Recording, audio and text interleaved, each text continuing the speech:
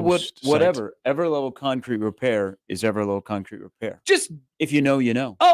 No, it doesn't work if you type in everlevelconcreterepair.com. Just Google it. Just type in Everlevel, and then it'll take you right there. Everlevel. It's not Everlevel. I saw a couple of Everlevel trucks out and about in the city. Really? Oh yeah. I always give them a nice wave. Does it hit a little different? Tell Coach Mac I said hi. Yeah, KP. Yeah. A guy sent me a picture of the Colorado equipment truck pulling in. He said, should have hit it. Does it have eggs all over it already? Dirty hippies. You know it's a rivalry when we're attacking equipment trucks. Yeah. Those people that are driving it are just big Colorado fans. They have nothing. They just like doing it. Are you one of the people who goes over by the equipment truck where they park on the north side over there or south side over there and goes to take a picture of it? People do that. People do that. If it's cool, if it looks good. I went to going back to the Michigan game last year. I was over in the Horseshoe at a tailgate and walked back that way. I don't get all enamored by the trucks, but the Michigan equipment truck, the way they had it painted up, good truck, was pretty cool. Good truck. Yeah, they had some cool stuff on there. They had like former players. They had their trophies. They had Schembeckler. Nebraska's got a great truck. They do. You can't show up with like a just blah truck. Like when Northern Iowa rolls in next week, you can't just say Panther football. It's got to have like it's got to have like a Panther on the side. Yeah. It's got to, when you're driving down the interstate, I mean, it's got to make a statement that you drive by and it's not you just stare, you give it a honk. Yeah.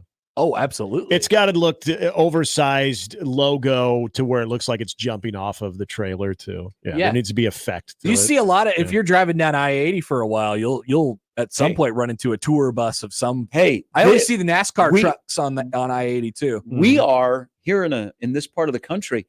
We get to see a lot of tour bus, equipment trucks, NASCAR haulers. Many people pass through on our lovely, lovely interstate. Usually it's late at night. We're in bed. Yeah. And they're driving through and as they pass Henry Dorley Zoo, they give it a honk. Mm-hmm. I would imagine that the drivers who spend all day driving across the country very much enjoy the stretch from Omaha to Lincoln. It's 3 lanes. It's wide open now. Yeah. There is some construction going on right now.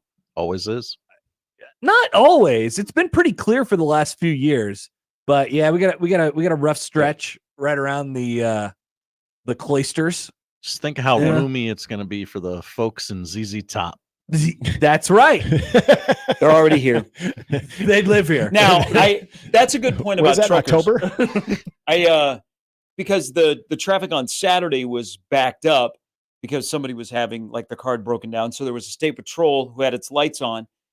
And that was the only thing. And they were clearly off the side of the road, but everybody's got to slow down. So it was backed up from just outside of Waverly to Ashland. Not good. And so I'm like, I want to listen to Trooper Dan to see if we get an update. That's right. But I thought, if you're not a sports fan, you're not a Nebraska fan, but you're a trucker, and you're sitting in that traffic on game day, and you're like, what in the heck is going on? You have to plan, I would imagine that they would look at that a little bit and say, I can't be here at this time. I cannot be here. If I sometimes do that, like I'm taking a cross-country road trip or whatever, is like, I got to make sure I'm through wherever by 5 o'clock. You've got your internal schedule. I have to get through that by this time. And if you're not, you got to make up time somewhere. We're going to hit Chicago traffic at 5. I got to take this way south route. That's a big one. Trying to get into Chicago either before 3. Don't want that. Or after 8. We're going to Minneapolis. That's what we do too. Yeah.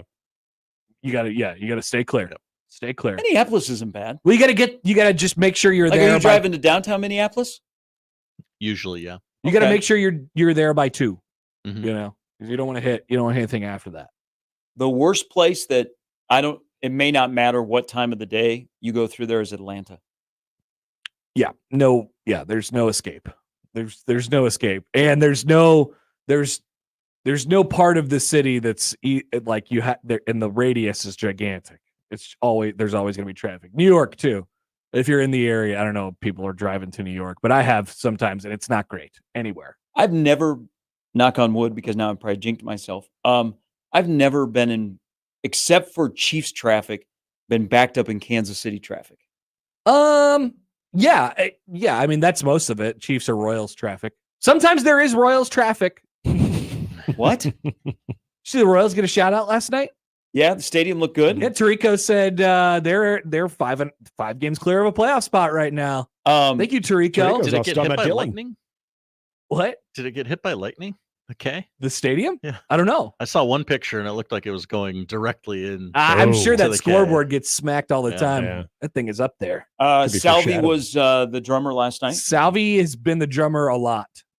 We had, I believe it was Salvi, Bobby, Isbell, and Vinny with his cast on his thumb. All Take it easy. enjoyed the Chef's game last night. Mhm. Man, those guys are good. Those The guys Chiefs? are good. Yeah, they're good. Okay, I thought you were still talking about your Royals. I do too. Thank They might be good. I don't know. Yeah, I do Hey, if like. they make the playoffs. I come do on, they're like good. there's not a ton of places where the football stadium and the baseball stadium are next to each other, but I do like how the baseball stadium and the Royals always do this is they will always have the K lit up during a Chiefs game. Mhm. That's kind of cool.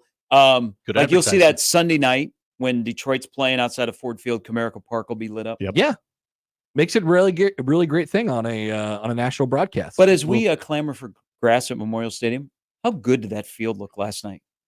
It always looks fantastic. The popping. first game of Yep. the season. Yeah, First I month. mean, it looked awesome. unless there happened to be a Taylor Swift concert. Over Well, the yeah, summer or because something they like they that. just had Morgan Wallen. That was the biggest one, right? Did they have any other outdoor concerts at all this year?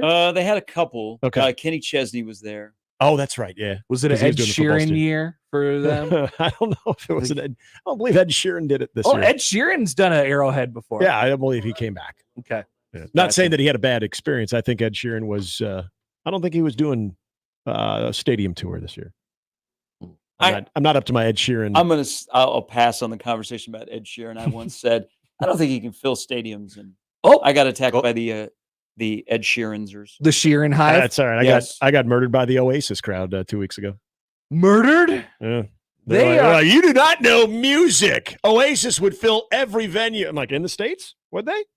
And they said yes. If I had some sort of legal guarantee that they were going to play and finish the show, yes. Yes, that Well, stadium would be you know, full. and to a lot of those people's credit, they said the biggest thing you have to worry about is if they would actually stay together. And, Okay. during their tour, If that a- they would probably cancel a bunch of dates because they broke up. So what do you think it would look like if Oasis did an Arrowhead concert? It wouldn't be full. I don't think I it'd think be it full. was packed. I don't think it'd be full. I think it would be. I don't think it'd sell out. It's more of a novelty now. It's not really about the music anymore. It's about the novelty. There are other novelties. There There are many novelties. I just don't. I don't get it. Hey, You don't get it, I Oasis? just don't get Oasis. Hey, Josh, They wanted to be the Beatles. They have 3 songs. That's it. They have 3 really good songs, though. That's it. I'd love to see those That's all live. it is. In the champagne supernova. Yeah. Cool haircut, man. Josh. So Travis Kelce, who did not do much last night. Bad haircut, Trav. Oh, But, terrible. okay, haircut. Yeah. And So back I of the think he stash. just said, "Hey, just do whatever." But do you think that he Hey, looks I'm like? dating Taylor Swift. Bleep my bleep up. Do you think he looks like Robin Williams from Birdcage? Okay. Bring him up. I got to look at this. Okay. Okay. I think you're on to something. Robin Williams in Birdcage. A little bit. The mustache, Yes. the hair. Yeah. Yes. Confirmed. Yeah. He indeed does. I think that's kind of that might be the inspiration for his look. Yeah, a little bit. All he's missing is a open breezy shirt, Yeah. a some beater, and a chains. long chain. A lot of chains. Now, the sides of his haircut, too. What was happening there? Because Not sure. it was like a mini fade, didn't go up very high. I don't know what's happened. That look was very confusing because doesn't he usually do the mustache during training camp, lets it all grow back, and then he's fully bearded. So he reverted back to the mustache. But it's not a gradual fade. No, it's like a line. It's no hair, too much hair. It's like in The Simpsons when they said, Mattingly, shave your sideburns, Yes. and he decided to go way up. Yes. That's what it was absolutely. almost like Andy Reid said, hey, no sideburns. But And like, that's what Travis Kelce decided If to you do. have the ability to seemingly rapidly grow your hair and your facial hair the way that Travis Kelce Mhm. does, Yeah. I'd be doing different things every 3 weeks. Yeah. You know, I'd be changing it up. Yeah, I'd be because he'll have a mixing it. beard this time next week. We I wanna go now. got one card I could play right now. It's beard and bald. Like that's it. Travis has got You and me too. unlimited both, buddy. options. You and me both. Unlimited options. By the way, from Irish Swede on YouTube, this could start a conversation. Says the Beatles only have like 3 good songs too. I think the Beatles, if most of them were still with us, they would probably also push back. sell out Arrowhead. You know, Oh, I feel confident about that. Poll one. question: Okay. Would the Beatles sell out Arrowhead? I will fully say I get the Beatles, And they I get that, and they have more than 3 good songs. Yeah. No Beatles slander. you know Irish what? For Swede. people, there are, and he might be one of them too. There are some people that are pissed off when people have high reverence to the Beatles. They're like, they are not good. I don't understand why people like them. There's always the Beatles truther. There's always the Yep. one guy who's like, the Beatles weren't that good. Overrated. Like, shut up. Yeah. You're just saying things. Isn't Ringo Starr in Omaha like this Yeah, I weekend? feel like Ringo's always around. God, he's probably going to the Steel House. An evening with Ringo. He is at the Astro Oh. next Thursday. Okay. Tomato. Yeah. Like if you are a diehard Beatles fan, is Ringo Starr a must watch? No. You have to go No. see him in his solo tour. No. Nope. If you're like just a diehard Beatles fan and Ringo Starr comes to Omaha, Nebraska, No, even No. Beatles fans make fun of Ringo. No. Hey, Ringo wrote a song. We'll put it on the fridge. That's cute, Ringo.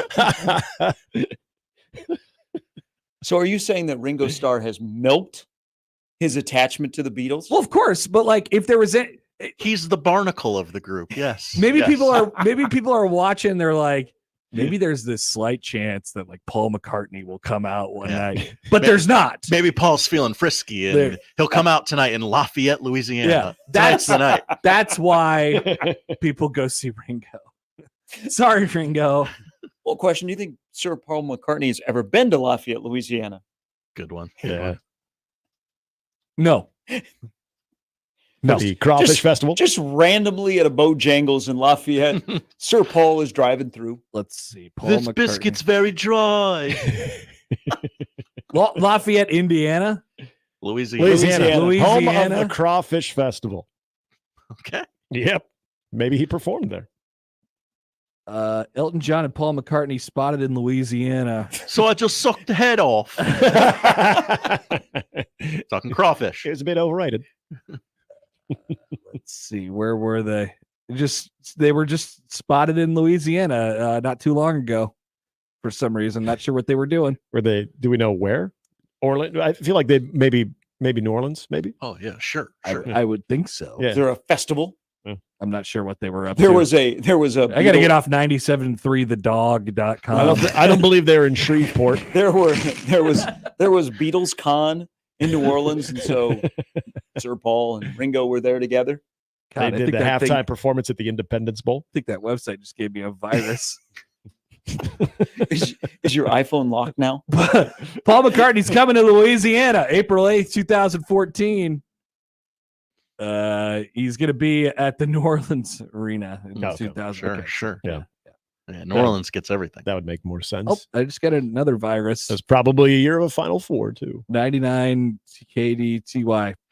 Those are radio station websites. You gotta watch out for them. Now you get Seriously. notifications from them. Too much Well, you stuff gotta going on, do though. something with your security there. That's only on my phone that I get the viruses. What do you mean? I mean, it was just like a lot of pop-ups don't happen anymore. Everybody's got a pop-up blocker. So if you Yes. actually, if a pop-up actually sneaks through there somewhere, you got problems. Yep. They You got a have leaky D. penetrated the system. Mhm. Not good. You guys ready for tomorrow?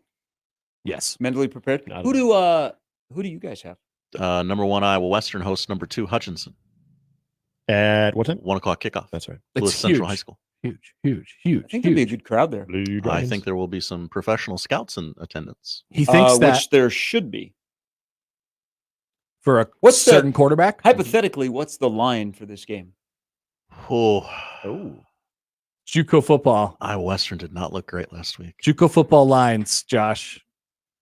Give me. I will motivate the team. Hutch minus 2.5. Whoa! Wow. On the road? So in a neutral venue, you're saying they're about a 5-point favorite? Oh my God. Wow. Is Titan Stadium worth 3 points? Checking. Yes, it is. Okay. Checking out the defense. Checking. Got to be better. He's Got to be wa- better than he's- last week. So Yeah, if it's they were gotta be playing rare Arrowhead, they had a game where they That'd gave be up a fight. 41. Yeah.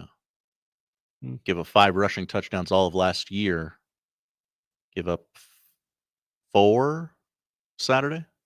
Maybe George Oh. Military is a wagon. Maybe Maybe. Stroh should look at his staff a little bit closer. Whoa, Maybe they jeez. got content. Hey, you're the only defensive coordinator I've ever had. These are your walking papers. You're done. You're a really, really good guy. The most unlikeliest celebrity that could find their way to Memorial Stadium tomorrow night that would make sense. Great Oh, question. damn it. That would make sense. Great question. Shoot. That you're like, I don't know. And then all of a sudden they're there and you're like, oh, yeah. Hmm. I'm going to throw this out. Bit of a stretch. Okay. 50th season of Saturday Night Live is coming up. They're promoting the hell out of it. Oh, God. Give me Colin Jost in the stands. Oh. But you might be onto something. Okay. So Hey. we're talking the NBC lineup. Oh. yeah. Check out Weekend Update. Michael Che makes me say racist things. You But know, don't worry, it's funny. It's funny. I like where you're going here with the NBC angle. That they may Yeah. have a celebrity because there's going to be big ratings. Like Fox always Well, what did about for the Kenan World Thompson, who Series. has also done Coach Prime Okay. during Weekend Oh, Update? Yeah. Okay, that'd be Keenan Thompson's there, incredibly dressed funny. up as Coach Prime. Incredibly funny. That would be good. I was thinking more in the Mahomes circle or Mahomes circle adjacent. Nah, I was going further out. Yeah, I like that. I like going the NBC angle. So if it comes to fruition that he's here, is he solo or is Brittany with him? I bet Brittany wants to see certain barns in the region. No longer, Josh. I believe it's been repainted. I believe it's been painted again. No, Well, it's since still then. there. It was there Saturday. Oh, okay. Yeah. But it, You know what? I don't even Fresh- notice. I don't fresh even notice coat. it anymore. Got a It's been fresh up there coat. for 10 years. Well, and now they've added security, so they have the cameras, and then there are other candidates that also get up on the Trump barn. If you guys Like, really, if you what's guys his really name? want, Mr. Herbster? if you guys really want, like, to have to explain the barn and the politics in the state, try driving from Omaha to Lincoln for a football game with somebody that's not from Nebraska, and they see that barn. Right. The conversation quickly shifts Yeah, from well- football. Welcome. Yeah, and you're Welcome. like, well, it's been up there for a while. That And they're probably like, carries you all the way to the parking Seriously, lot. I think it's been 10 years probably. at least. It's 2024, and he was elected for the first time in 16. Like it's been 10 years of our Almost, yeah. It's almost a third of my life. It's been a Trump barn. Um, And then it was a Buki barn before that, of course.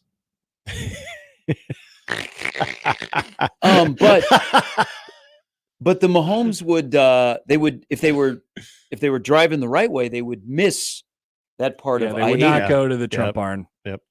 No, they would have to take Highway 2 up through Nebraska City. Sure, they'll see other political advertisements on the way, though.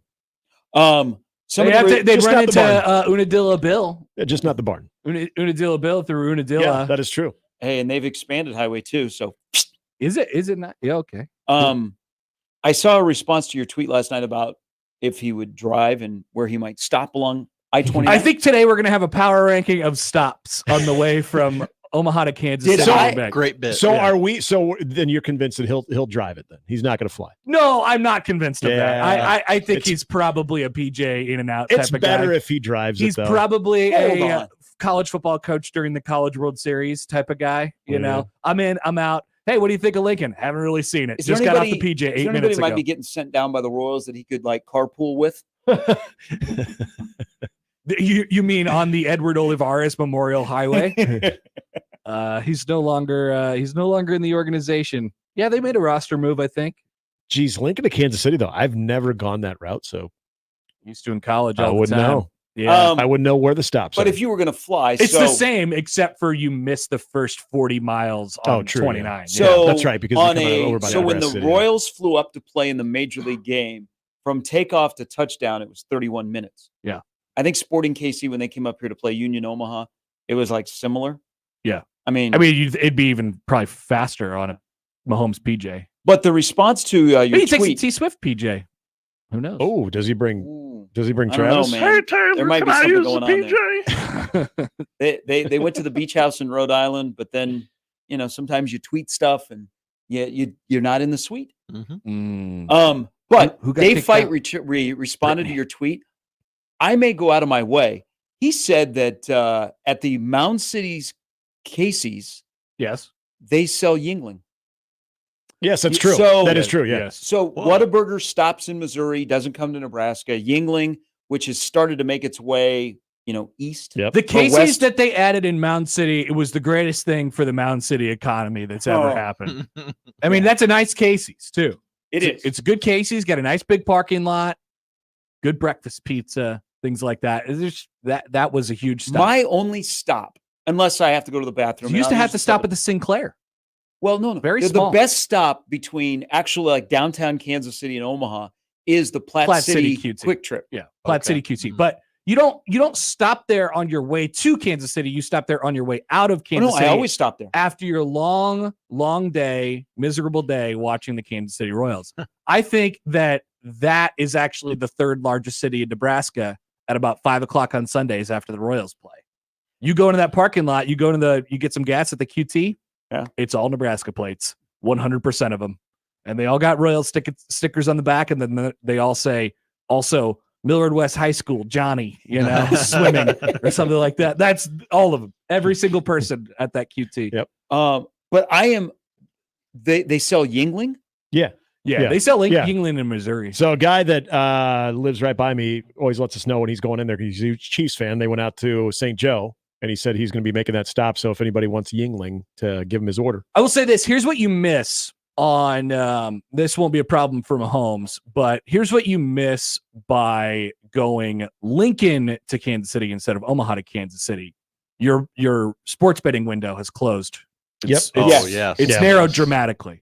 It's narrowed dramatically. And you you only have about 8 miles of betting window if you're going Lincoln to Kansas City. If you're going to Omaha to Kansas City, you got a nice clean, almost an hour all the way to Stretch. Yeah. Hamburg. And you're going to miss the Manawa newly renovated strip mall area too, which is Oh, it's pretty choice. newly renovated, really. Pretty choice. That is Yeah. kind of random that there's a strip club off of 29 out in the middle of nowhere. Oh yeah, Iowa. Shotgun Genies, right? That's the Playhouse. No, I'm thinking of the place in Hamburg. Oh, that's I don't know. we went to I a don't know, bachelor just party there right up once. the side of the road, and I'm like, that is a odd place to have because there's nothing around. Yeah, I believe that's the Hamburg, Iowa one. Now, another popular spot with Nebraskans, I've only heard this, is where in St. Joe where the truck stops are? yes. Yep. Well, there's also a nice little cannabis store that is right there by the truck stops. Yeah, you start to see Convenient. that popping up a little bit. I was always a Rockport guy. Yeah, Rockport's or it's in the top 5. or Platte City, where you have a bevy of fast food options there. Well, Rockport still has the firework barn, which I don't know if it's ever open. Yeah, it's huge too. Well, Well, you that's a could big. Speaking of barns, you could do a lot of political advertisement there when you're not selling the fireworks. You could stop in Watson at the first fireworks stand in Missouri, and then turn around, go back to Nebraska, take them home.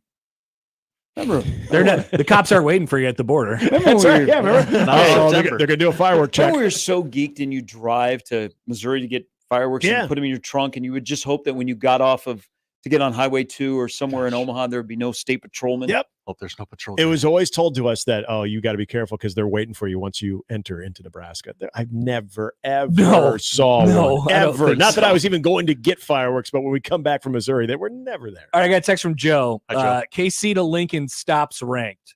Number 1, Mound City Casey's. Number 2, St. Joe's Phillips, 66, I assume.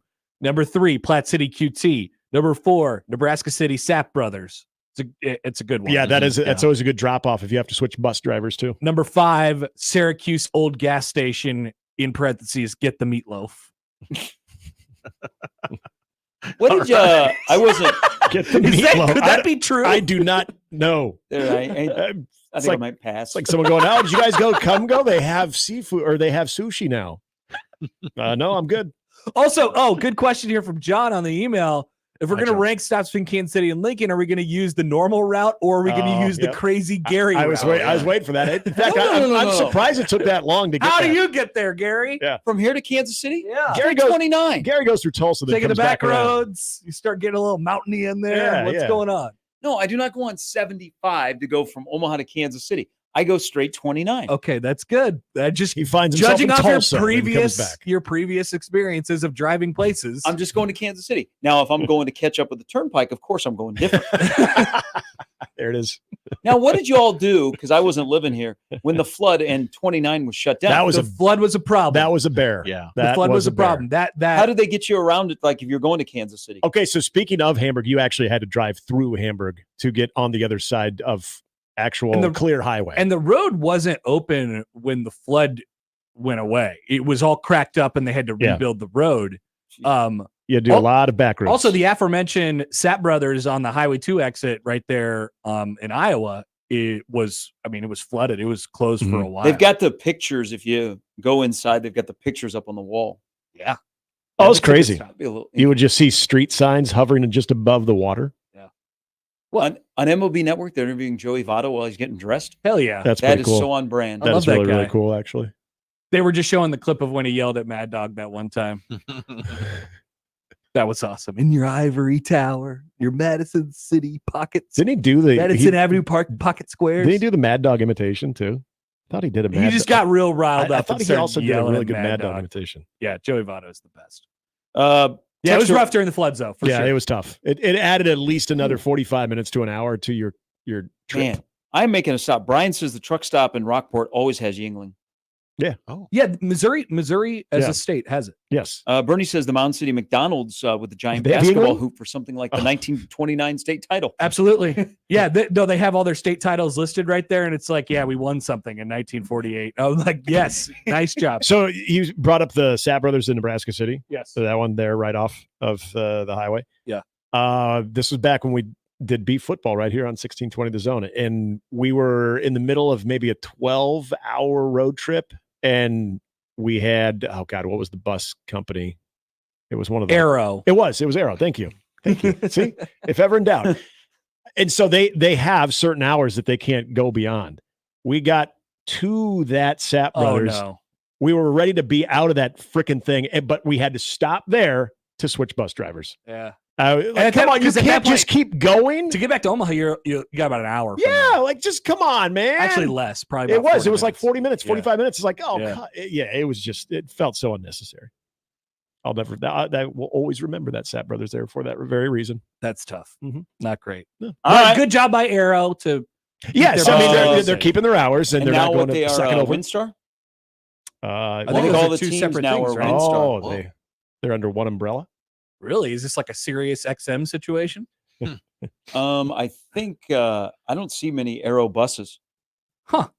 I don't know. I guess I don't really. I know nothing about it. Nothing about it. You don't ride buses? You're not in the bus industry. Well, you might be right. You don't have a because desire to be a bus driver? Still open. I did one at one point. You might be right because I remember Arrow having a lot of sponsorship reads for Omaha athletics, both radio and PA announcing. Arrow a stage lot line. There were a lot of Arrow stage line reads at one point. Sometimes like 4 or 5 during a game. Josh, what do you got? What do I got? Oh, I thought you were looking it up. Oh, no, they're still up and running. Still just Arrow stage But line? it's not Arrow and Windstar combined. Not that I I feel like see. isn't Windstar usually like the casino trips? Yes. I feel like that's the bus that always has the casino trips. Like, Yeah. oh, I wonder what's going on in there. What do you think they're doing in there? No, I think Arrow's still going strong. Okay. Shout out to our Arrow bus drivers out there. Word. I know you're listening. Maybe just dial back that advertising a little bit. yeah, just like, you know what? We have to don't need shout it. out our bus drivers and our They're like, truckers. we don't need it Hell yeah. anymore. Yeah, but I can tell you being with a team that does travel a little bit by bus, the chatty, get on the microphone bus driver, probably not needed. I know they're friendly, but you don't need to, it's not get about on you. the mic and entertain. It's not about you. It's true. It's about the journey. It's not about you. Just get us there. They engage the head coach in a conversation after a loss. Not about the journey at all to you. It's about the destination. It's like a don't speak unless spoken to situation. We had an Omaha basketball trip about 5 years ago in Indianapolis. We played in Indianapolis and Fort Wayne. So we had the same bus driver. He picked us up at the airport, and we in Fort Wayne, played in Fort Wayne, drove to Indianapolis, and then he drove us to the airport in Indianapolis, and we flew home. He was participating in our basketball activities in uniform. So he'd be out there shooting with the guys. And, That'd be me. And we played at IUPUI. And during the shoot around, before guys came out for the regular warm-ups, He's out there in bus uniform, like taking jump shots, and he's asking Okay. for the Could basketball. he hoop? Now I've seen this Could a he at lot. least? Could he at least hoop? Like It's okay. All right. sold out games, whether it be in Lincoln or in Omaha, and there in the front, in the closest seat, there's the bus driver with his blue button-up shirt, Yep. just sitting there, not doing anything, no emotion whatsoever. Just, I'm like, that's if there was a picture, it'd be so fun. There was a I time love the traveling bus drivers. with the bus drivers, and when you would get your room assignments, usually now for a good time we had got our own rooms with Nebraska Athletics, but doing some Creighton stuff way back when. Everybody would be, I would maybe get the SID or whoever I might have been doing the game with. I was always so jealous because the bus driver got his own room. You damn right. That's part of the union. Yep, you didn't pair him up with anybody. He didn't have the intern or anything. He was by himself. But they eat for free. They do. Yeah, they get the meals and everything. They're part of the team. There. So Joey Votto did his Chris Russo impersonation. Mhm. Quick, because the Storm Chasers were in Buffalo when he retired.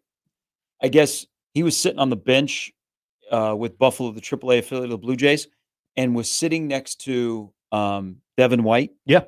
And said, "You're the reason I became a major league player because I watched you with the Blue Jays." Great story. He told the story on Dan Patrick, and then he was just like, I think I'm done. Just the Storm Chasers were there. It was a couple weeks ago, and he goes in and he wasn't getting an at bat that day, and he told Devin White, who ended up being his bench coach, and was like, I think I'm done now, and it just kind of hit him, and Devin White was like, okay. All right. So we're going to pack it in now. And then he's told the story about how the guy who came in and, he felt like he was taking at bats from went out and hit a grand slam the next day or something like that. What a guy. Well, We love Joey Votto. apparently they're past. He knows Mike Jerschele. And the day before he publicly announced it, Jersch was asking him something. And he said, yeah, he goes, I probably won't see you. He's like, oh, you're going to retire? And he's walked away. Yep. He was trying to make it back to Toronto to play for his home country for just like one game, and they suck. Why didn't they just call him up for a day? Yeah. That's too bad. Juice the gate. Seriously. Just a little bit. One last Joey Votto day? I'd go. All right. If I was a Canadian. Have a good football weekend. Good luck to the Reavers. Yeah. Thank you. Good luck to you all. I've motivated them properly. Good. Bye. Calling them a home dog. Good job, Josh. Yep. We'll see you Bolton guys board. tomorrow. What are you doing tomorrow? I'll be. What? We'll see. In the morning, Disdain in your in the morning, voice. got some swim lessons. Let's see. I don't know. Maybe get lunch in there. Maybe a pregame nap, and then we're gonna be enjoying it as fans tomorrow. Vibes. Yeah, we're So doing. you'll we're doing be in the fan thing. house? I'll be in the house, not in the press box. We're gonna be fans tomorrow. So you're gonna get some balloons? No. What? You know they're coming. They'll be there. Yeah, I know the kid's not going though. So no. Okay. Oh, the kids. Oh, the kid's kid's not not going. Yeah. Okay. We were Nice. talking Hey, about that. If you're an get adult there- with a balloon, Get there quickly. There's only 6,000 of them. Yeah. That they're giving out. No kids. No kids tomorrow night. Everybody, leave your kids at home. this is This ain't the- this ain't the adult- one. They this is should an do adults- that. This is the adults Yeah. only show. It's an adults only wedding. It could be a little bit tough for Open kids. bar. This is an adults all inclusive. Sorry, But then who's going Absolutely. to get the balloons? You're going to get adults? yeah, that's true. Yeah. Adult balloons. Fill My them up mom with went to the whiskey game shoot last week and shots. was mad that they don't do balloons anymore. So there are 6,000 adults in that building that would take a balloon. Leave the olds and the children at Yeah, home. I think tomorrow would be a tough. This is a wedding. This is a wedding for the people who don't really care about getting married. They just wanted to have a big party, and it's an open bar. This is that wedding. Great analogy. It's going to be a disaster. Yep. All right, we'll see you in Lincoln. Yes. And that's the crossover brought to you by Everlevel Concrete Repair in Omaha. EverlevelConcrete.com. .com. Thank you, Gary. All I right. got that in there. We'll start things off next.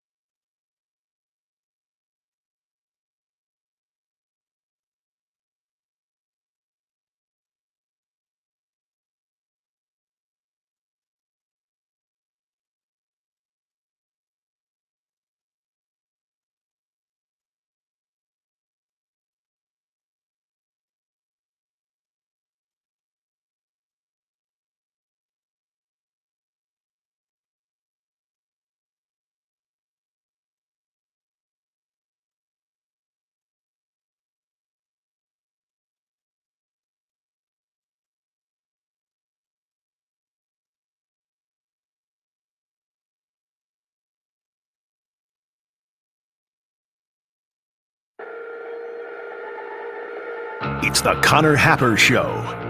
Are we sure we want to do this? Could you, make an announcement that we're ready? It's the Connor Happer Show on 1620, The Zone.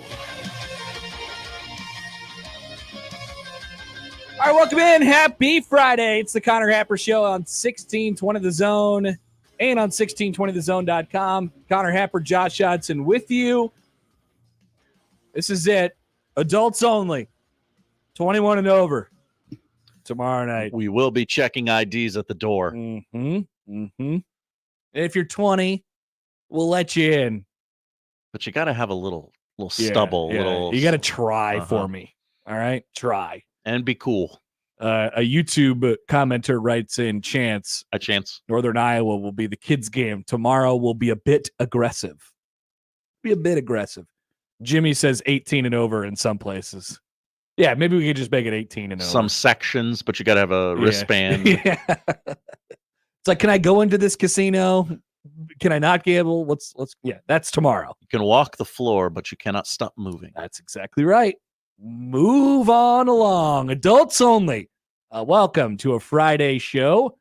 Just a day away from Nebraska and Colorado. We'll get to our keys for the game coming up today during the show. A couple other stray topics that I have. Nebraska and Dylan Raiola in particular was on the front page of ESPN's college football section via a story written by Max Olson yesterday about kind of the journey for young Dylan and where he sits now going into this big game.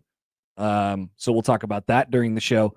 Today, a couple, like I said, lingering questions. We'll talk about the NFL last night, Patrick Mahomes, which stops he might take, getting to Lincoln tomorrow to watch. And I have some stats, of course. And our keys and our picks for the weekend.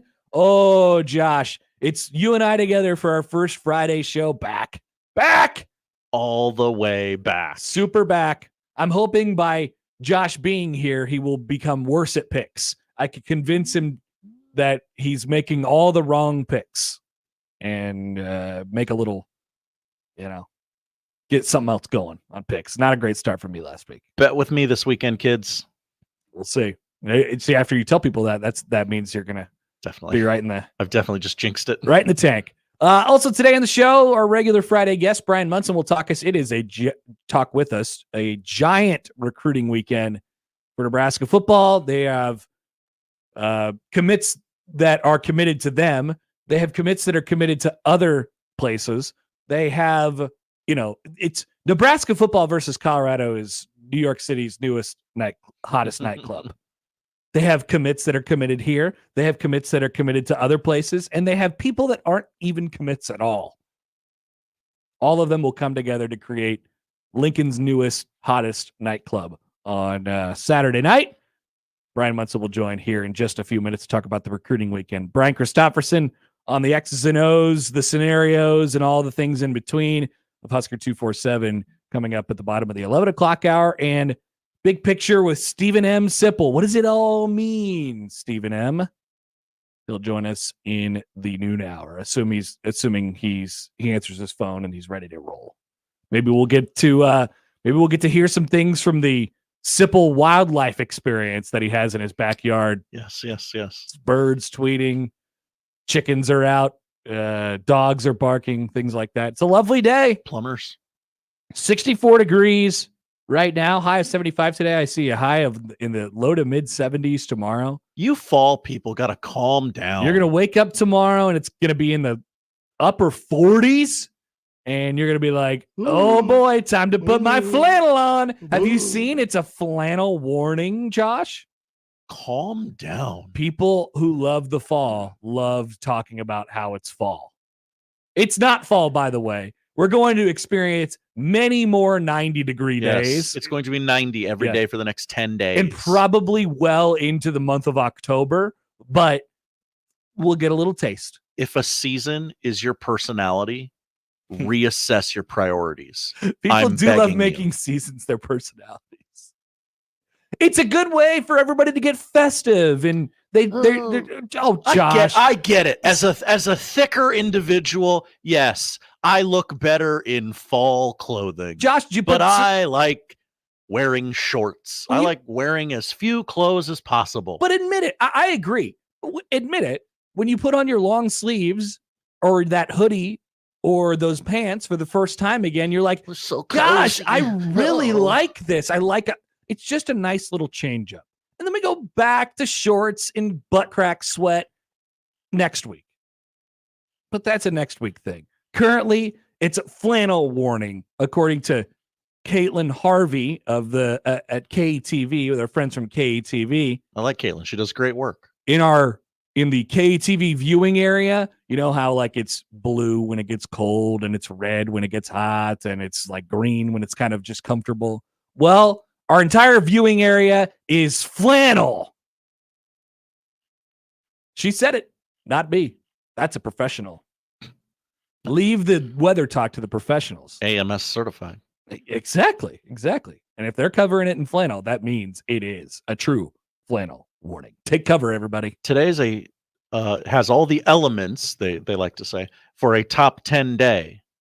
Oh, really? You don't wear flannel on a top 10 day. All the more reason to join us at Socktoberfest tonight. Hell yeah. Dude. Ooh, yeah. It's gonna be loaded up in there. Creighton, both the men and the women are welcoming in very, very good teams, top 25 rated teams. The men play Denver. Denver. If you'd like to do a little Nebraska-Colorado pre-gaming. The Dirty Hippies are coming to Omaha. Huh. They stopped off in Lincoln at their hotel and they said, I heard the Pioneers are going to be in Omaha tonight. Let's go. You got to make them feel you a little bit. Should I read the post from Message Board Geniuses? We aren't there yet. Oh, okay. We aren't there yet. It will be a part of a later segment today. It'll be a part of a segment about how I miss this. I will miss this game.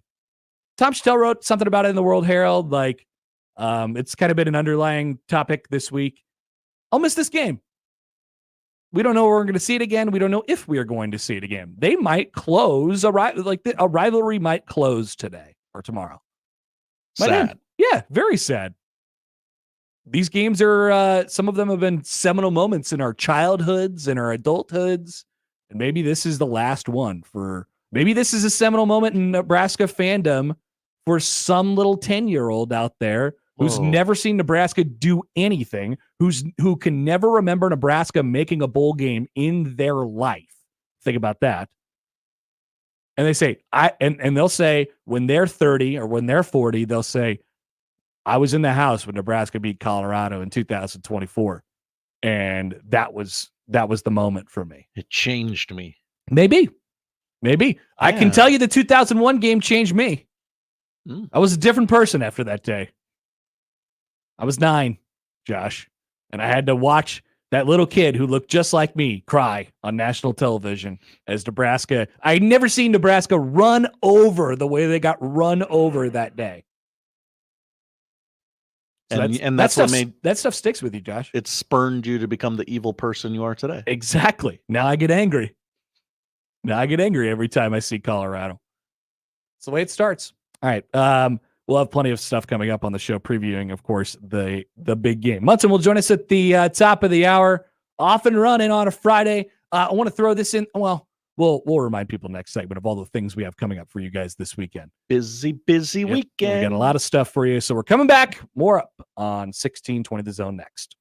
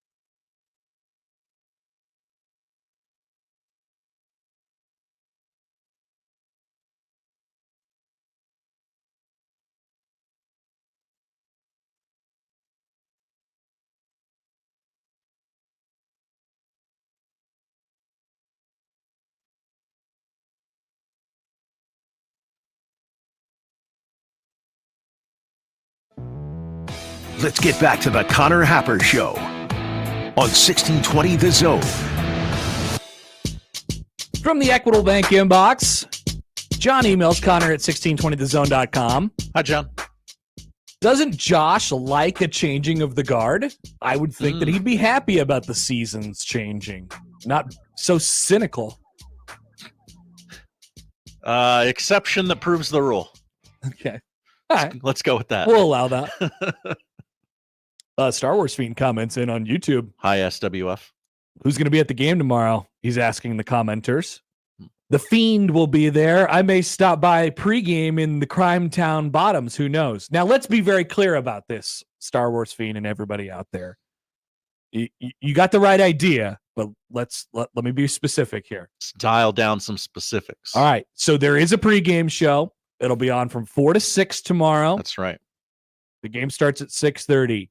That show will not be in the bottoms. Not in the bottom. Not in the bottoms. Not in the bottoms. It'll be in the tops. It'll be, yeah. I guess that's what you would call everything south of the railroad tracks in Lincoln. The north of the railroad tracks, that's the bottoms, all the way up to the Salt Creek. That's the bottoms. We're not going to be there for the pregame show. We'll talk about when we'll be there in just a second. Underneath the viaduct at the Blur tailgate, when you're walking over to the game through that parking lot where you've walked through for years and you're about to cross the street with the traffic crossing guards, and they have to hold the yellow ropes up for you to cross the street. Right there's a Blur tailgate spot. That's where John, Nick, Grimm, and I will be before the game for a couple hours, 4 to 6. You could also, of course, hear it here on 1620 The Zone, and we'll stream it and do the whole thing. But if you see us, wave, stop by. It's going to be loaded up in there. All right. So say hello. Will it be lit? It will. Speaking from experience of both being around that on big games and not big games, just walking through there, it's going to be loud. You might not be able to hear us at all. Great. Yeah. Great for radio. It's incredible for radio. It'll be awesome. It's a vibe. Definitely. I mean, that's the pregame show I want to do, Josh. Seriously. I mean, we've talked about the X's and O's and the storylines all week long. Mm-hmm. That's basically our version of the 247 Hypecast. You know, it's just like, let's play loud things and see how it goes. So that's from 4 to 6. We're looking forward to bringing that to you guys tomorrow late afternoon. Then the game will happen, and you'll get in your car afterwards or whatever, and you'll turn on, or you're coming back from the party that you're watching it at, and you'll turn on the radio, and you'll say, oh, wow, it's John and Connor again at Big Red Overreaction. It will be Big Red Overreaction, not here from this studio, in the bottoms, a little place called Destinations. That's right. All right. So we'll be sitting out there. We thank them for hosting us. We do indeed. Weather dependent, we'll probably be outside. I mean, if we do the math on this, which we usually do for Big Red Overreaction, 6:30 first kick, or kickoff, I guess they call it. That is what they're calling it now. 6:30 kickoff, probably looking at about 6:45 at least. Sure. So 3.5 hour game. Shador's going to be throwing it all over the place. Clock's going to be stopping a lot. Big Red Overreaction is not starting until after 10. That is correct. So Big Red Overreaction is not ending until Sunday morning. Hell yeah. And we'll be there for the whole dang thing. And then Nick will drive the equipment home. However worried about it he is, he Which will is he will indeed be doing these things. And he'll find that it's actually quite easy and self-explanatory. Like he's done it a million times. John emails in. Hi, John. Subject line, Crime Town. Will NRG be providing you guys with security after the game? No. Much crime happens after midnight, especially in a place called Crime Town. The risk is taken on by the employee. Okay. I didn't know that, but I guess we're going in. Mr. Worldwide writes in, Pitbull? Yeah, it's Herbie Husker behind a bar serving shots, and it says, Mr. Worldwide, if we lose, I will drive my car off my roof. So big stakes for Mr. Worldwide. How are you getting it up there? I don't know. Crazy things happen, man. It's crime town. How much damage would it do? A lot. Would it? Yeah, if you drove your car off your roof. I mean, yeah, it would damage the cars greatly, but Yeah. I don't know. How much damage would it do to you? Is that what you're asking? I mean, You'd probably survive it. I don't know how tall your house is. it depends on how you land, I guess, what angle. Yeah. It's like me jumping out this window. It wouldn't be very good, but I'd probably be all right afterwards. So, oh wow, Aaron writes and he says Lincoln will be prime town after Saturday night. I see. I like what you did there with Crime Town. I don't think so. I don't think so. But I don't know so, that's for sure. Oh. I don't know. There's going to be balloons though. Hell yeah. Somebody had a comment about the balloons and the turtles and the things of that nature. Oh, yes. Where was this? I believe that was also one from Mr. Worldwide. Yes. How many penguins are going to choke and die from these balloons we're releasing? That math cannot be quantified. I don't know. They should really do research on this. And for every 6,000 balloons you release, how many penguins get choked out? I found it interesting that yesterday on the news, the way I remember it initially being stopped was twofold. A helium shortage. Yes. And we were worried about the seagulls or something. I think that's a nice excuse to put, like, here's the reasons why we're not doing it anymore. On the news yesterday, it was, well, this procedure stopped in 2019 after a helium shortage ravaged the globe. Said nothing about the penguins or the turtles. I think it was mostly related to the helium shortage. I would think so. Yeah. We care about the environment. Little here, little there. You got to have some fun every once in a while. Would you club a baby seal for a Nebraska win tomorrow? That's basically what the university is asking you. Is it worth it? What happens to the baby seal? Dies. I don't want to kill a baby seal, Josh. Do you want to win? Do you want to be back? Desperately. All it's going to cost you is one baby seal. I don't want to answer that question. You almost got me, Josh. I put you in a bad spot. You almost got me. You've been trying to get me you were trying to make sure I don't get canceled for years, and all of a sudden you're the person asking me the question that would have got me canceled. If I put that on a poll question, it would be 2/3 yes. Yeah, it would be. Andy, did someone grow more helium? Oh yeah, those farmers out in the Panhandle, they've been harvesting helium for years, hoarding it. So who accidentally lets the first balloon go before Nebraska does anything tomorrow? There's always like 8 people, and there's just balloons flying around like it's going to happen. Like they do it at kickoff. Like, okay, I'm done holding this. It is a real pain in the ass to hold. I will say that. I've seen people do. I'm like, how are you still doing that? I remember. I don't think I've ever, by the way, released a balloon at a Husker game in my life. One time I was listening to a game on the radio. I think it might have been an Ohio State game, something like that. Nebraska had not scored at halftime. Yes. And people were still holding. They just let him go. Yeah. They just let him go. That's it. Bleep it. Many of them let him go. And then they did end up scoring in that game. And then, yeah, they did. The rest of them let him go. But, yeah. That's happened.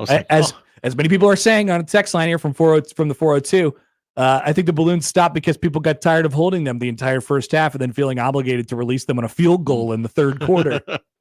There is sad balloon releases and there are happy balloon releases. I think that might Nebraska have been, needs to score a touchdown on their first drive on Saturday. Hell yeah. I think that was the same game that Matt Davison openly on air asked for a running clock in the second half because he had to go to his European vacation. That would have almost certainly been the 2017 Ohio State game. I believe I was listening to a lot of that game on the radio. Yeah, that game was a debacle. That was the lowest when they went back and did the scan ticket numbers. That was the lowest. Oh. Even though it was like a night game against Ohio State, it was just like I can't go watch this.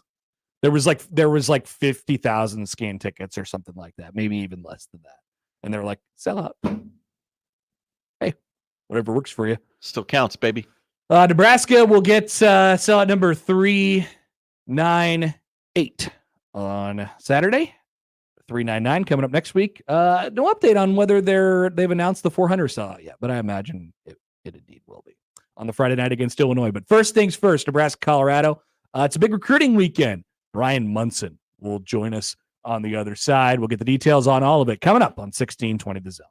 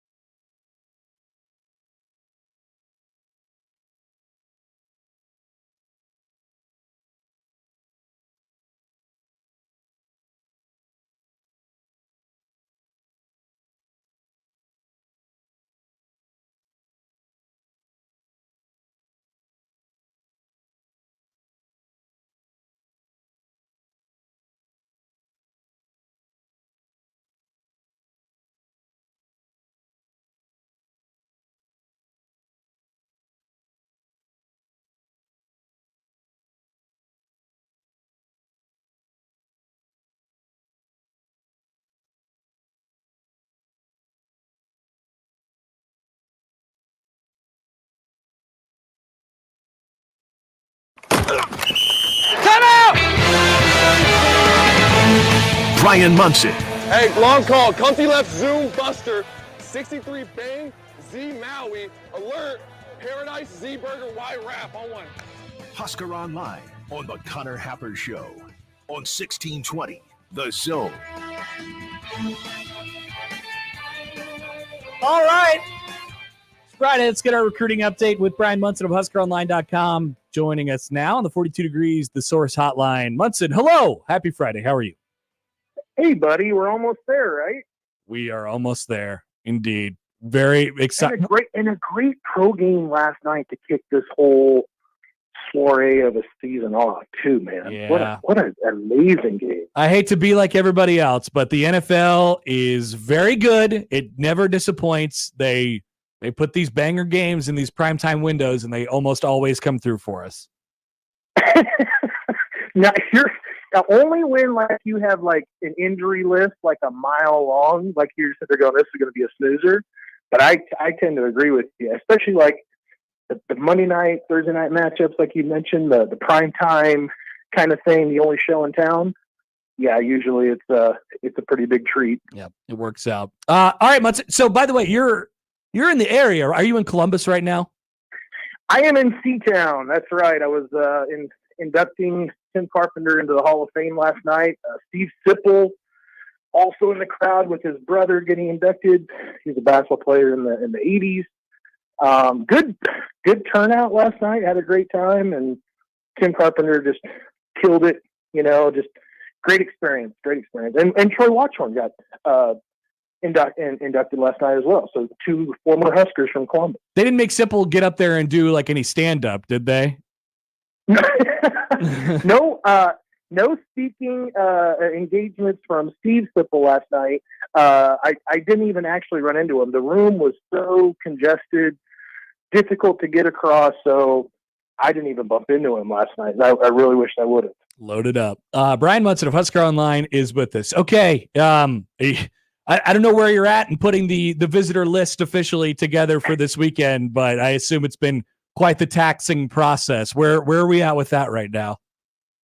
Yeah, so I put out a visitor preview yesterday, just afternoon, maybe like 1 o'clock-ish. Called it the list. So we're, and this is still very fluid because I was chasing guys a week ago who said that they would be in town. I was chasing guys 2 days ago that said they would be in town and are no longer coming to Nebraska. I think the interesting part here, Connor, and this is like the thing that I want all your listeners to understand, because I think it says so much about Matt Rule's recruiting department, how hard they're working. I have been chasing down players and recruits, or recruits saying that they were coming in for this game going back to like June and July. Nebraska literally has been trying to sell this as a premium game since this summer. And this list is reflective of that effort, of that sales pitch, of how they've sold these guys on getting them into town. So I did some quick math, and I can't go off the top of my head so far, like, just thinking about it, but I did it in Tunnel Talk. I kind of laid it all out, right? Like you had 44 guys coming in, 4 guys don't have offers, 3 guys are probably going to get an offer, and you take like the 11 commitments out that are in the 2025 class. Yep. And then you had like 33, 31 guys or whatever out of the total 44 that basically will have offers. I have never seen that type of saturation before. I have never seen that high a number of recruits in town that already hold an offer from Nebraska. And Nebraska are undecided. Yeah. I guess some of them are decided on other schools. Yeah, right. But I mean, Nebraska has done, I think that we have really turned the page on the timeline situation here, like where, hey, now the juniors and the sophomores are the big hit. It's not the 2025 guys, although you do have, 4 bangers, of recruits there this weekend with Dawson Merritt and Cortez Mills and Michael Terry III and Christian Jones all going to be there in town. I mean, those guys are, and I mentioned it, I said, if Nebraska fans knew that only those 4 guys were in town, they've been happy. They've been absolutely happy. But then you've got 20 or so 2026 guys that already have offers. You have another 4 2027 guys that already have offers. You have 3 more guys between 26 and 27 that are likely to get offers this weekend. It's an incredible weekend. But yeah, go out there. It's titled The List. Go out there and check it out. It went up yesterday afternoon. It's got about as comprehensive as the list, and I have not had a chance to update basically the database yet that shows and reflects all those guys coming in. Gotcha. So let's the headline guys are actually guys who are committed to other schools this weekend, and obviously they have some big 2026 targets coming in as well. That's definitely still a question here. Those guys are uncommitted, but Cortez Mills, who Nebraska was after, is committed to Oklahoma at the moment, decided, I think I'd like to see this. And Dawson Merritt, who was in a Nebraska-Alabama battle, ended up committing to Alabama over the summer. He's from the Kansas City area. He has decided this would be a good game for him to go to and make the trip up this weekend. Where does Nebraska stand with each of those guys? And I guess how do we read into this? The idea that they're committed to other programs but are making this trip for this game.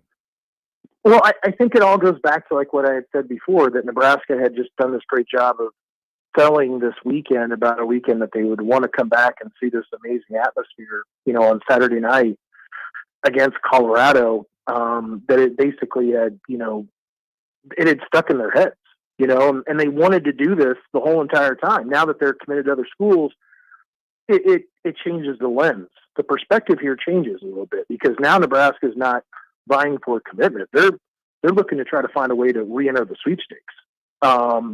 So they've got, like you mentioned, Dawson Merritt, Alabama guy, really interesting situation, different than the others, simply based on location and geography, right?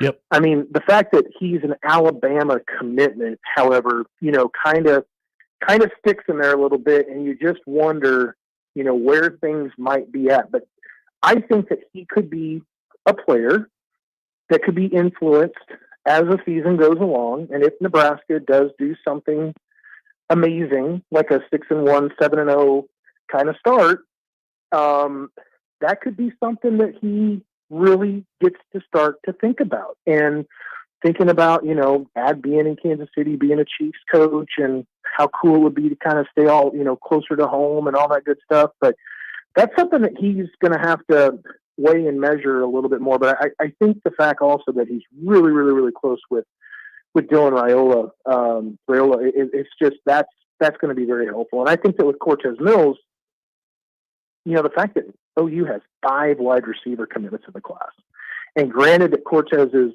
the highest rated of those 5, I think that's one thing that I would kind of go on the offensive about if I was Nebraska. And, you've got 2 portal guys that had tremendous week ones with Raiola and the new offense, under Thomas and Satterfield, and how things are kind of, blossoming, in year 2 under Matt Rule.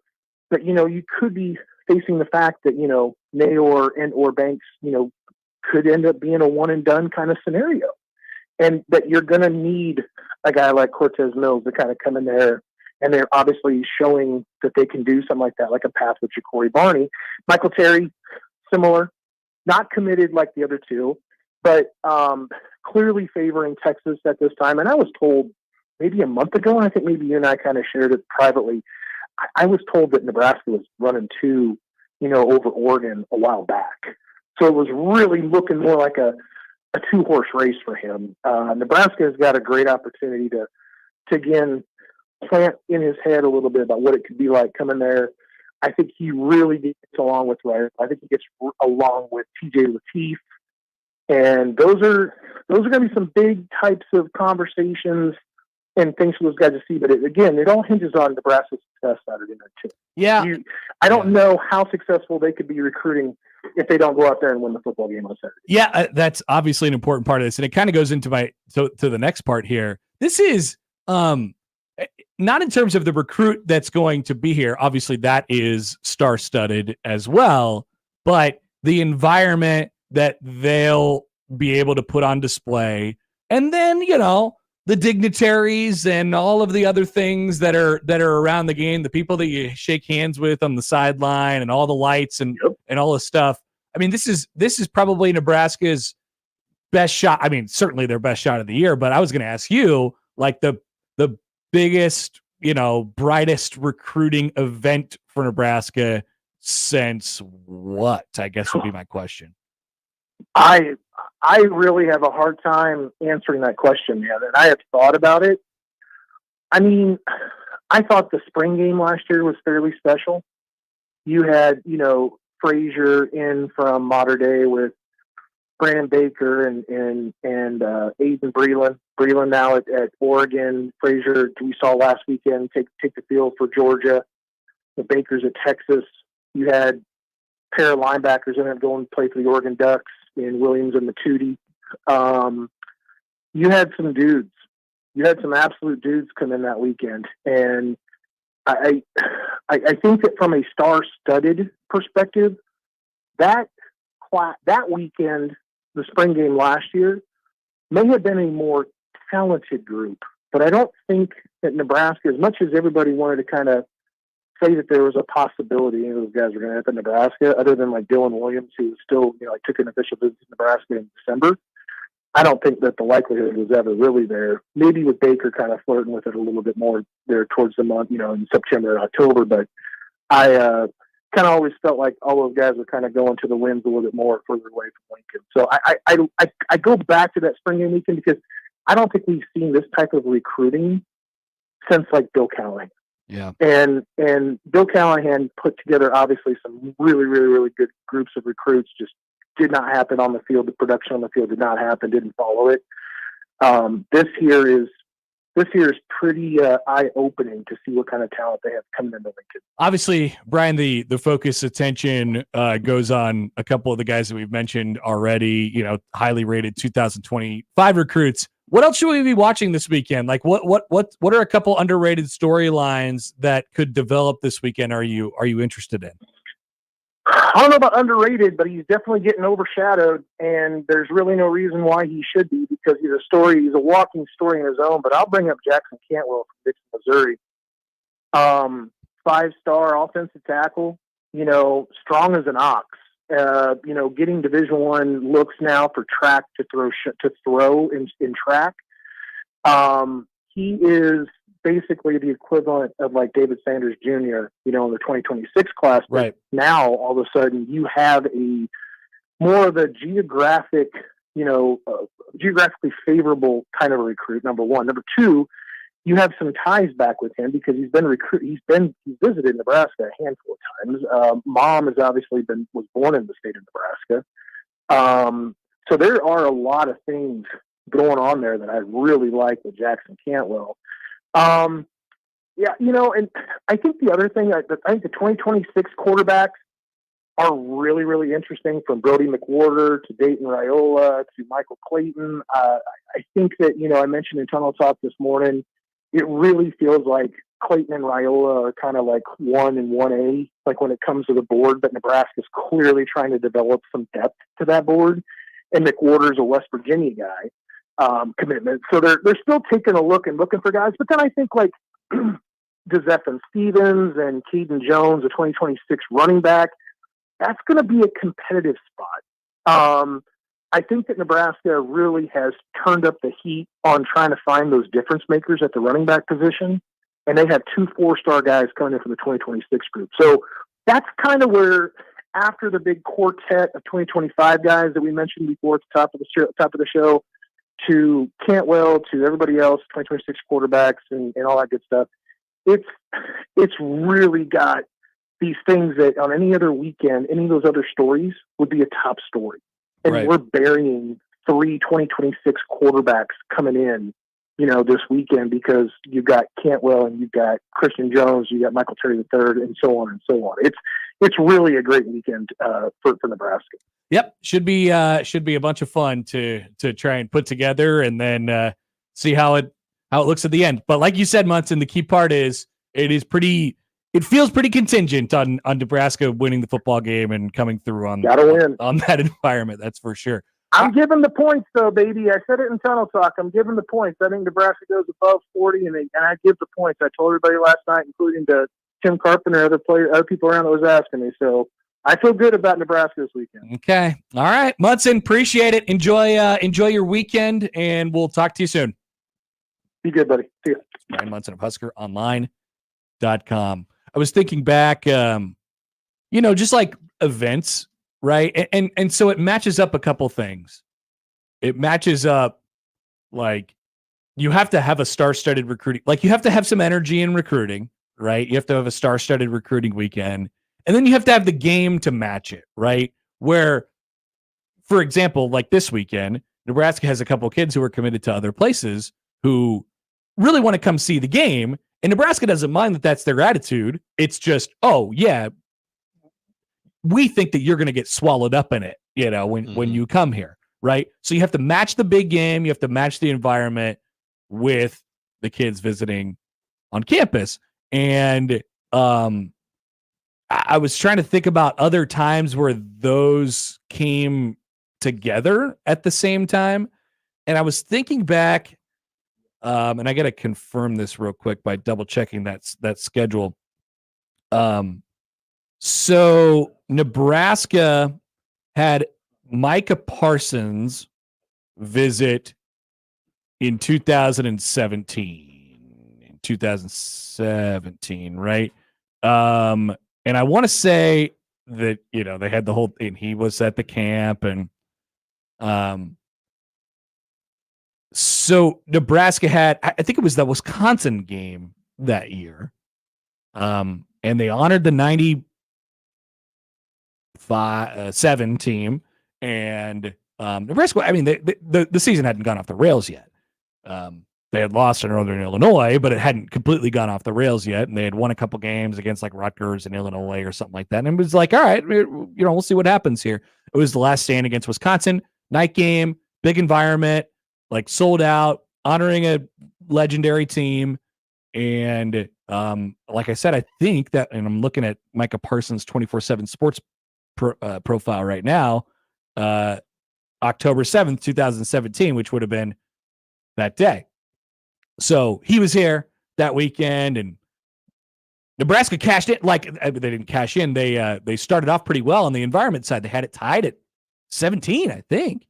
Aaron Williams of the pick six goes like, whoa, this might be happening. And then they got beat.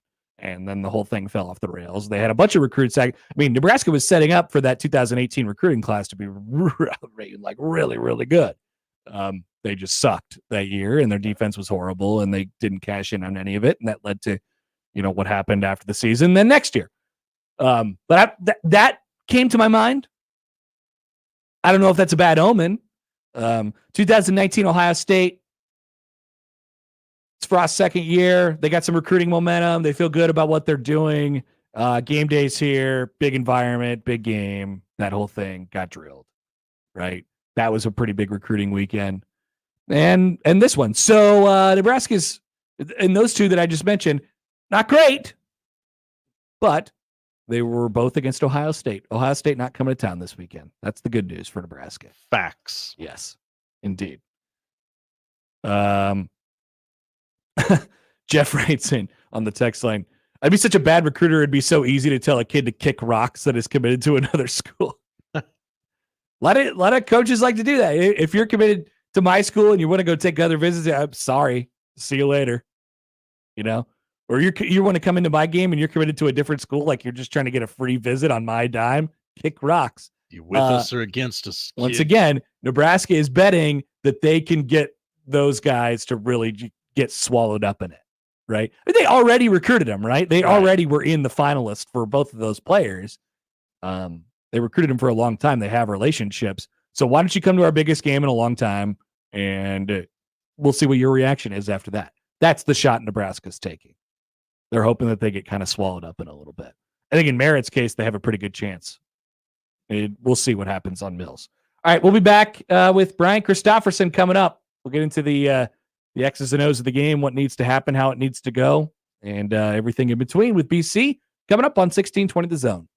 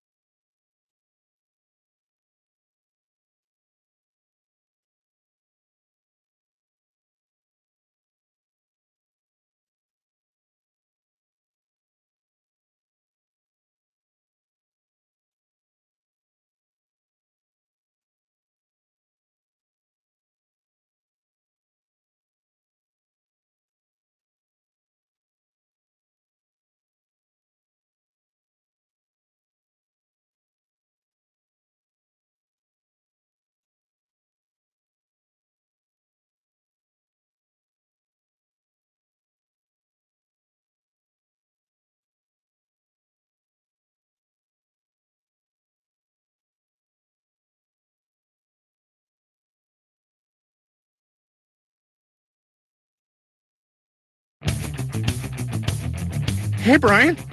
Bryan Christopherson. I gotta take this. It's Hap. B-Rye, B-Rooney, drove my Chevy to the levee, but the levee was dry. Bryan Christopherson, Husker 24/7 on the Connor Happer Show on 1620 The Zone.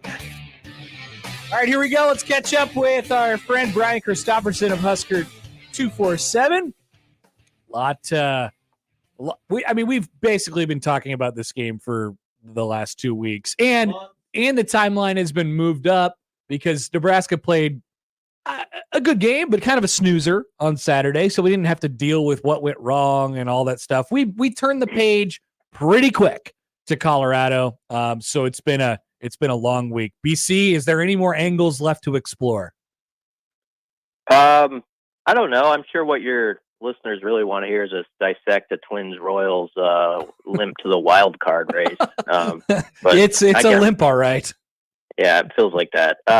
No, I don't know. It feels like probably throughout the course of the week with Husker football, we've done our due diligence and hit on about every angle. I can't think of one that hasn't been checked off yet. Well, the one that's going to take a front seat on the television broadcast is Raiola versus Sanders. Dylan Raiola versus Shedeur Sanders, to be very clear. I like how, this Dylan has really, obviously he's a 5-star recruit, so you kind of know the name already, but it's interesting how he's sort of like jumped into that category already of like, oh yeah, he might be the face of this thing in this short amount of time. Yeah, this is like an old NBA on NBC game for those of a certain age. They would always do promos where it's like Jordan and the Bulls versus Ewing and the Knicks Sunday, at 2:30. This would be like you would have Raiola and the Huskers versus Sanders and the Buffs. And I think, it's very early on, so you don't want to be over the top with what you say about things. But like on Tuesday, when he came up at the press conference, and that's part of being QB1 at Nebraska, I thought he did incredibly well for a guy who's only done that like once or twice, in that type of situation, especially when there's a lot of juice around this game. And he had, a quote about like how much respect he has for Shedeur Sanders, and like he knows what it must be like, for him to go through that with the Sanders name and how he handles that. And as I was thinking through that, I was like, well, Dylan does. It's different. I think Shedeur Sanders probably is more high profile at this point, but Dylan can relate to that in some ways for like having to deal with just being under the microscope for the last few years, and whatever decision you're going to make, everybody's kind of analyzing it. So they actually are, in a way, a little bit of a fraternity, both those QBs. They've got a lot of talent, and they're both guys who are used to, even though they're different ages, dealing with a lot of attention, and both handled in different ways, I would say. But I thought Dylan did a really good job Tuesday, not saying anything out of pocket, but just being respectful, and you can tell he's confident too. Well, on that point, we've spent some time wondering this offseason about the mental sort of hurdle that Nebraska needs to make, and it comes into the forefront in a game like this. So I'll ask it to you this way, I guess. How much does Dylan's seemingly steady hand, we haven't seen him in a game like this, but I think you kind of trust it based on who he is and who he's been. How important is that in just kind of the mental attitude of the team going into a game like this, where Nebraska has pretty consistently, not really played their best football in these environments? I think whenever your QB has a certain level of game where you feel really good about it as teammates, it lifts everybody's confidence around him. There's no doubt about it. It's just such an important position in sports.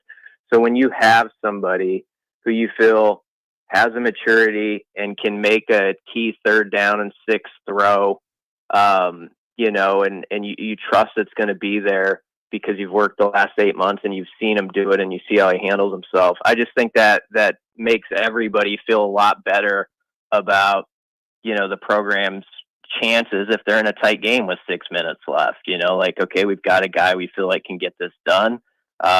He's got a cool head on his shoulders. Let's go see what happens. And I think in some ways that's will help this team sort of move off of that whole like, oh, can they win the close one thing? Because Dillon's is such a key guy, and he wasn't here for any of that. Yeah. Banks is a key guy, and he wasn't here for any of that. Nair, same thing. Micah Mazuka, same deal. I know there's like 5th and 6th year guys, obviously, on that defense who have been through everything.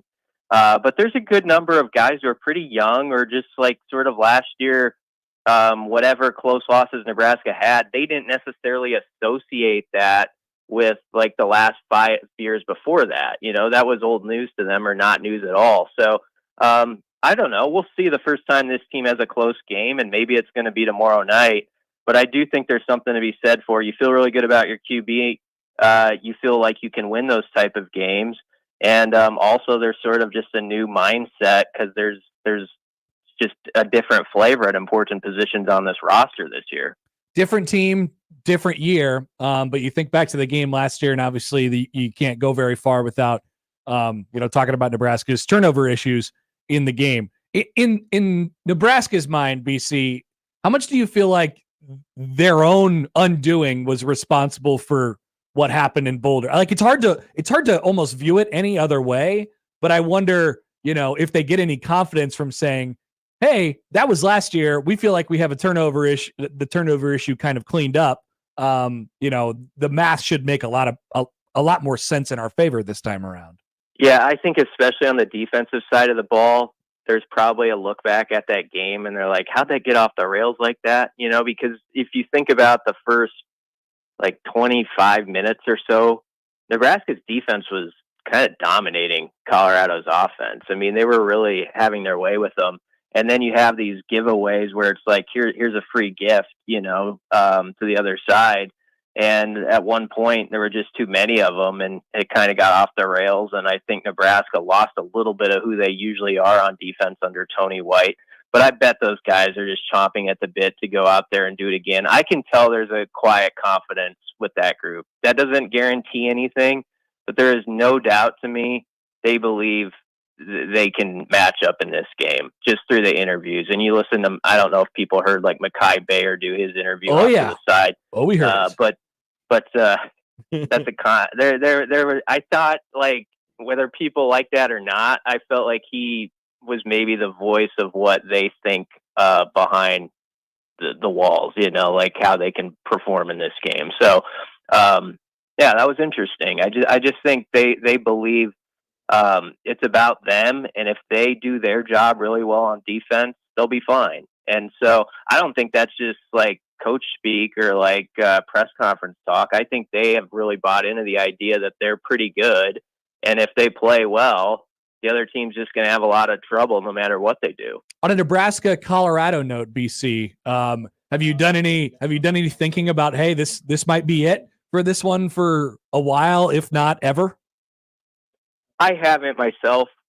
It's too bad. I like this rivalry. It meant a lot to me as a kid growing up.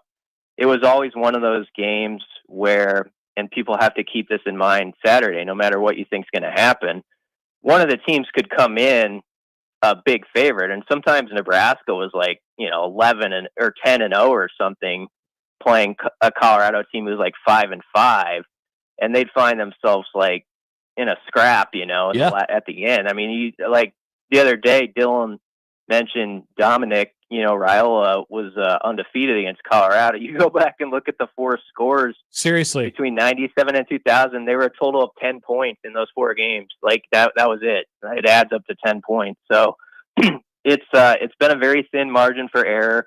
I think it's just one of those rivalries where both teams kind of come to each other. Like if one's a little better or worse, like they still kind of meet in the middle, and it ends up being a pretty good game usually. So, and there's just a raw emotion to it that like Nebraska, Oklahoma was always, it felt like a little bit more respectful. This one, not so much. There's bite to it. There always has been. It's come from both sides. You used to have Woody Page writing columns making fun of like us for being hayseeds and all that stuff. Never mind that Johnny Carson and Dick Cavett, 2 of the most famous people who did television were from Nebraska, but we don't have to have that argument on the air. But yeah, I think all that stuff sort of added up and it got people fired up, and it's just been one of those games where it's not going to be a friendly crowd Saturday night. It just won't be. No. Okay. So last chance to talk. I know we've been asking you about this all summer and all this stuff, but like compare it to 2014 Miami or some of those Colorado games in the early 90s. The anger level, specifically the anger level, or I guess that combines very closely with the want to from just the crowd. Where do we think we are on the scale of what we've seen before in Memorial Stadium? This will rival any of those. I have no doubt about it. It's got all the makings for it. I mean, just the fact that Deion Sanders and that program get so much national attention, there's sort of this fire with other fan bases that comes with that. Like they want to take them down. And so there's that part just alone. Then you add in, it's the rivalry where neither side has liked each other for as long as I've been alive. I think Nebraska fans see it as an opportunity, even though Colorado's not ranked, where it's on a big stage. A lot of eyeballs are going to be on it. And you have that chance to really make that move that this program has struggled to get to, where you win a game in that setting and everybody's kind of talking about you, and maybe they're thinking about having you in the rankings by Sunday and all that stuff. So I just think, and a night game. So I think even the coaches involved who have coached in the NFL or played in the NFL are going to be kind of taken aback by what the environment's like. I think when a college game has like that, just like intensity to it, I don't honestly think most NFL environments can match it. I've gone to a lot of NFL games myself. And so I think there's some guys who have played in the league and are kind of NFL trained who think they've seen it all, done it all. And then you get into a fire pit like this and you're like, man, this is a freaking different level of noise, and I'm just curious how Colorado's going to do with it. I really am. I think what's different, Connor, and interesting is usually the crowd has affected an offense like the last 10 to 12 seconds on a play clock.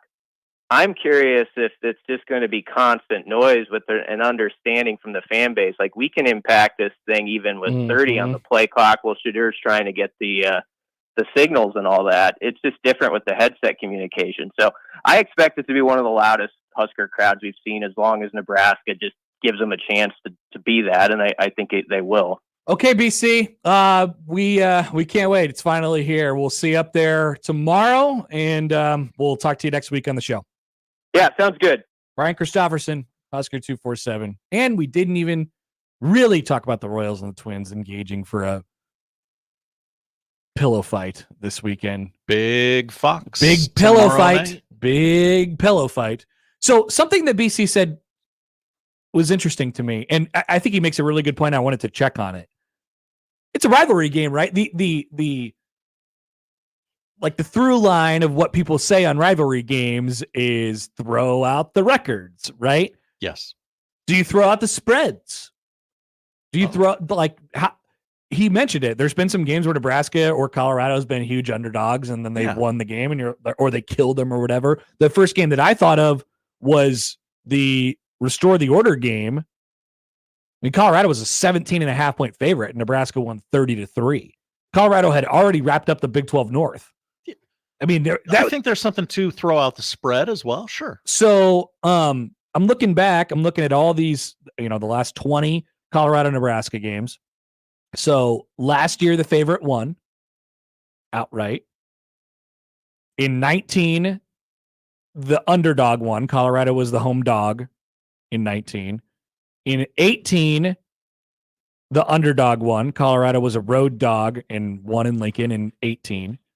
In 2010, Nebraska smashed them and covered the 17.5-point spread.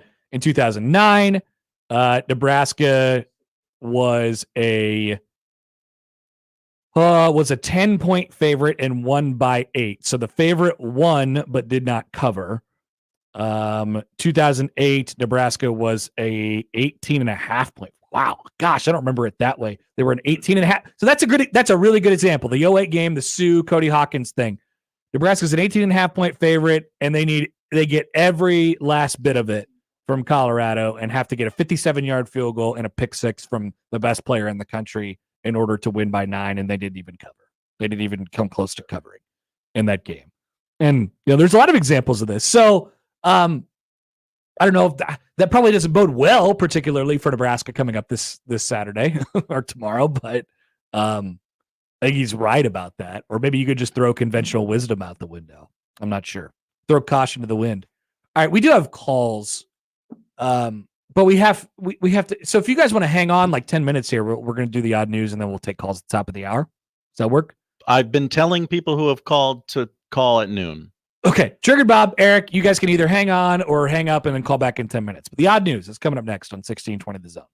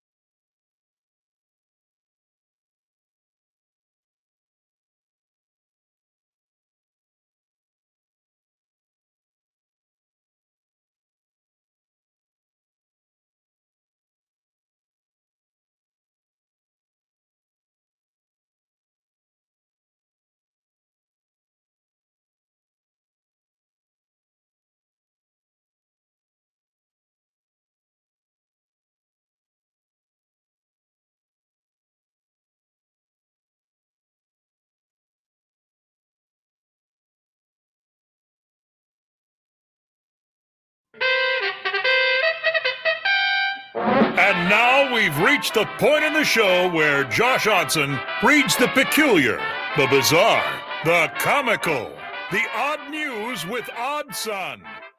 Odd news, Odd Son. See what we did there? The odd news with Oddson. Stumanji Sportsbook, Stumanji Sports Bureau, I guess I should say. Hello, Stumanji. He just did a tweet. So BC was talking about, Nebraska had him pretty hemmed in at about halftime last year. Here's some stats to back that up from Stumanji Sportsbook Sports Bureau. Nebraska 34 plays, 134 yards at half. Colorado 35 plays, 136 yards. If Nebraska could somehow avoid going fumble, punt, missed field goal, punt, interception, punt on their first 7 possessions of the second half, if they can avoid that tomorrow, I maybe like their chances. It's going to be part of the keys that we have a little bit later on in the show. Teaser. Yeah. Hem them in. See if they get frustrated. See if they try and take too many shots down the field. All right. Josh, what do we got today? We begin in our nation's capital, where the Nationals have done it again, ladies and gentlemen. They've embarrassed themselves at an astounding level. What have they done now? Well, they invited the NWSL, the Women's Soccer League. Yes. Home to the Kansas City Current is where most listeners might be familiar. They have a team in Washington. It's called the Spirit. They invited midfielder Croy Bethune to throw out a ceremonial first pitch last week. Bethune. Mm-hmm. Well, the 23-year-old was tapped to throw out a first pitch, and everything appeared to go off without a hitch. You know, he towed the rubber, threw the ball to the catcher, smile, wave, take a picture. Oh, no. Did he tear his ACL or something? She tore her knee. I'm sorry, she. Yeah. She tweaked her knee, and that is a season-ending torn meniscus. Oh, man. Thanks, Nationals. That's tough. That's tough. We shouldn't be laughing. But we could. So my buddy told me that he was in he's in a golf league, and the other night they're I don't know 4 or 5 holes in, and they're kind of turned around in the other direction. One guy's teeing off, and they turn back around, and the guy's screaming on the ground, and he's he's crunched over. We're like, what the hell happened? And apparently the guy just took a practice swing and his knee just collapsed on him. Oh. Yeah. Like, wow, that is not the way I'd want to go. Mm-mm. Taking a practice swing golf. Like, I'd want it to be my own stupidity. You know, no, I want it to be me signing up to play in a flag football game and tearing my ACL, not doing a light golf swing on a beer league golf league. You know, that would not be the way I'd want to go. Yeah, you want it to make sense. I want it to make sense. I want there to be a reason, right? I don't like those random occurrences. Those scare me. New fear unlocked. Mm-hmm. Mm-hmm. Turns out it could happen to you. Definitely. This story, I believe, takes place overseas somewhere because the names of the towns are very weird and don't seem to make sense to me. Is it like Birmingham? Heerenveen. Sure. 33-year-old man mailed himself to the house of his ex-girlfriend. He mailed himself? Mailed himself. Oh, that's cool. I always wanted to do this. Well, little stalker. Yes, he's been sentenced to 4 months in jail for stalking because the nice young lady has said, "Hey, don't contact me." Yeah. The mailing yourself bit. Well, the mail.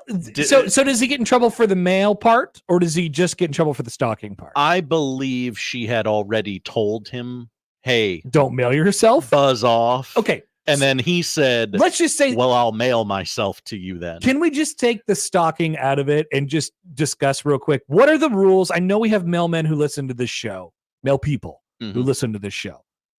Can I mail myself? Mm-hmm. Okay. And if I successfully mailed myself, would anyone notice, number one? And would I get in trouble if anyone found out? If they unzipped the box and they checked in there and they're like, there's a person in here, would I get in trouble? Okay. Good question. Someone can help us out, I know. Please. The delivery took place on May 18th and was the culmination of a series of incidents following the couple breaking up after a 1-year relationship, including the theft of her keys, trespassing, and placing a tracker in her home. Yeah, that would be stalking. The man told the magistrate that having himself delivered in a box was the only way to get in and get his stuff back. When he emerged from the box, the woman claims he made it weird. I'll say that so we can still laugh at the story. The woman placed a camera in her home after the incident. I would too. Yeah. I'd probably actually just move. Yeah. Leave. Oh, yeah. Yeah. Definite. Yeah. Might have to move. Mark Trumbo's here. Hi, Mark Trumbo. That's one-time 50 home run hitter, Mark Trumbo. Whoa, hi, Mark. Didn't he hit 50 home runs in it? Mark Trumbo was like really good for 2 years. He must have hit 50 home runs in a season. He has a question. Would mailing yourself be cheaper than flying somewhere? You know, family trip to Hawaii, you just buy a big box instead of you have to pay shipping. Sure. It can get pretty expensive to ship, but obviously cheaper than getting on a plane. 47 dongs in 2016. 47 7. Mark Trumbo also says this is the modern Trojan horse. Okay, yeah, sure. So male people, just let us know. I've always been curious. And now I have the platform to ask the question. That's right. Get all the answers. And finally, we oftentimes use this segment to point out the inconsistencies of your sports media heroes.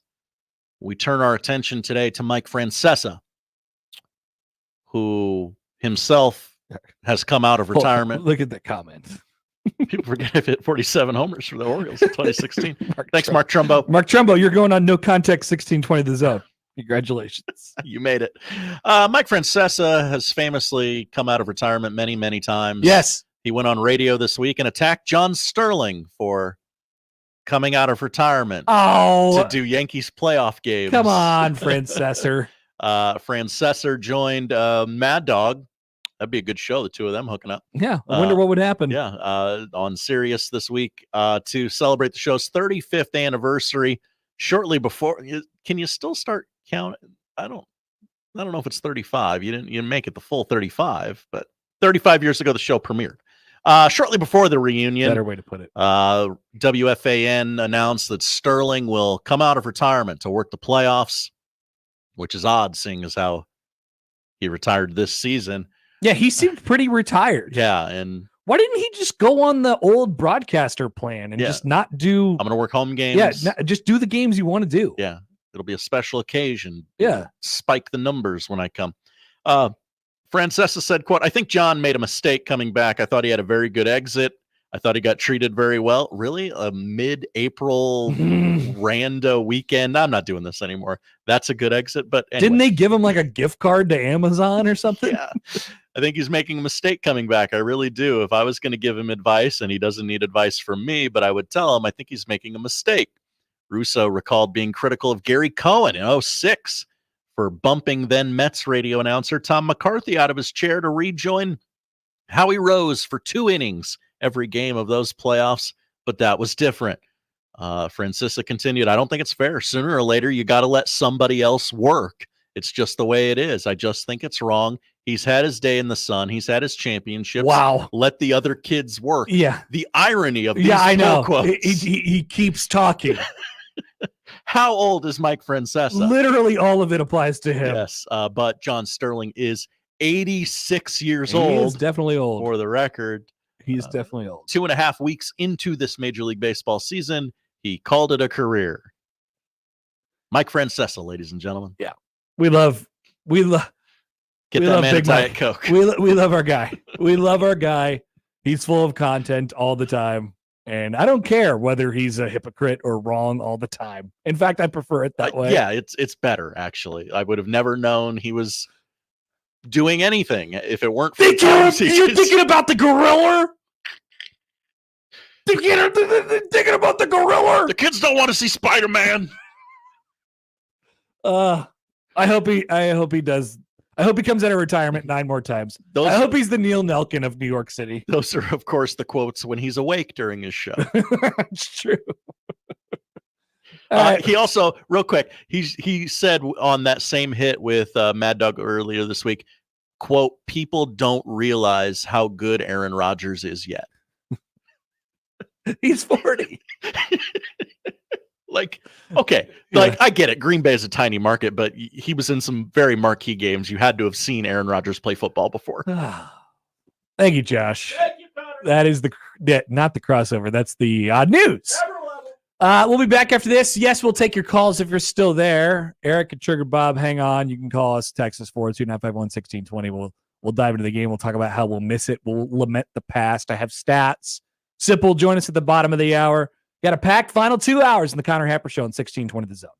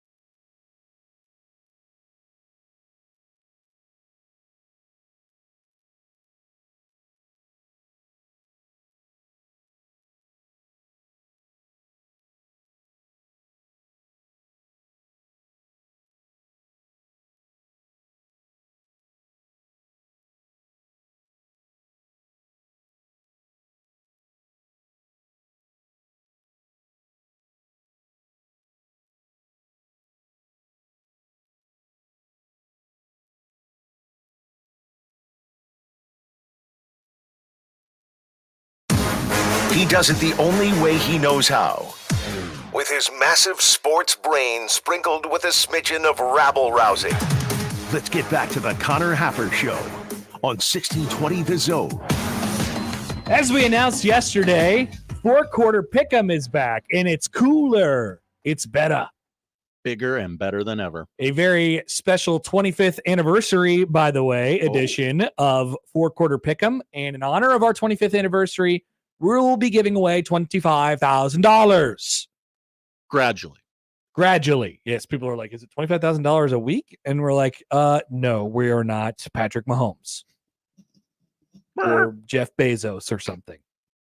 No, $25,000 in total over a span of 10 weeks. Starting Monday, you can win a chunk out of this, $2,500 chunk to be exact. And then, you could win, so theoretically, you could win all of the weeks if you just pick every game right. And then you could win the grand prize at the end, which is it's an extra, $800 or something like that at the end of the season. That is the total season winner. So it pays to play every week because you want to be at the top of the standings because there's more money available for you at the end. And then, of course, you get your picks right and you win. Also, we are picking straight up this year, not against the spread. So we're bound to have a couple people every week who are going to get 8 or 9 or 10 games right. What if there's a tie? We have a tiebreaker system, and it's better than the Big Tens. It is who does it first. And we have an opportunity for you to do it first by subscribing to 1620, the email, because they get early access on Monday, and everybody else, all the normies, don't get to make their picks till Tuesday. None of this like your office pool where you're like, Sally's walking around the accounting department going, get your picks in, guys. Get your picks in, guys. It's Friday. Come on. We need those picks. No, you win. You're going to want to do this. Yeah. You're good. There's motivation to do this. It helps you to do it early. So subscribe to 1620, the email. That's what you got to do first. Think about next week's games. Pick them all right. You can win 4-quarter pick 'em this year, powered by Dr. Justin Makovica with MD West 1 and Rib Shack. And like I said, of course, subscribe to 1620, the email, because it helps you. And of course, it helps us as well. We have to be transparent about that. It helps us too. All right. Noon hour. Sipple's going to join us here in about 20 minutes. To the phones we go. Sound off. This is like pregame overreaction. Here is, who was first here, Josh? Triggered Bob, it looks like. Triggered Bob, what's going on? Did he quit on us? Sounds like it. All right. Well, I have a feeling that Eric probably quit on us too. Well, we'll see. Hi, Eric. Are you there? Okay. So that was great. I'm glad our phones are great. They work. Yeah.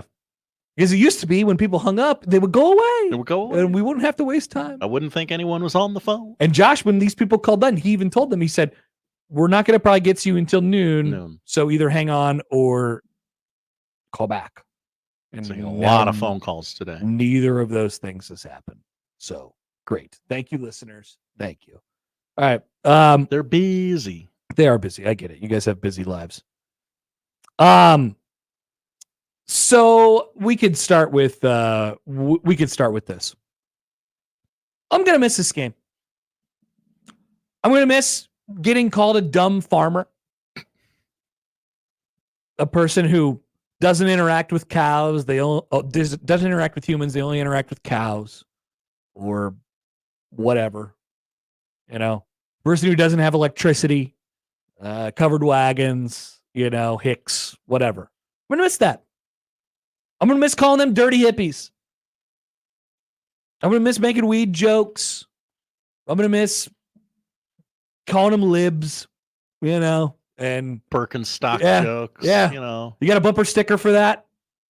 I'm going to miss that. Should we coexist? I'm going to miss the new parts of this rivalry too. Oh. The weirdo Dion Colt YouTubers. Yeah. That's not going to be there anymore. Those guys. How do they find us? They'll just be gone. They'll just leave and they'll be in their own space. They'll live in their own world yet again. We won't have to interact with them. I'll miss that because these two teams do not have a game on the schedule forever as of right now. As of right now, forever. And we've talked about future scheduling as it pertains to how you make the college football playoff and positioning yourself the best for that. And maybe it doesn't make a lot of sense to play another power program right out of the gate. To play, as many as 10 or 11 power programs in a year in the regular season.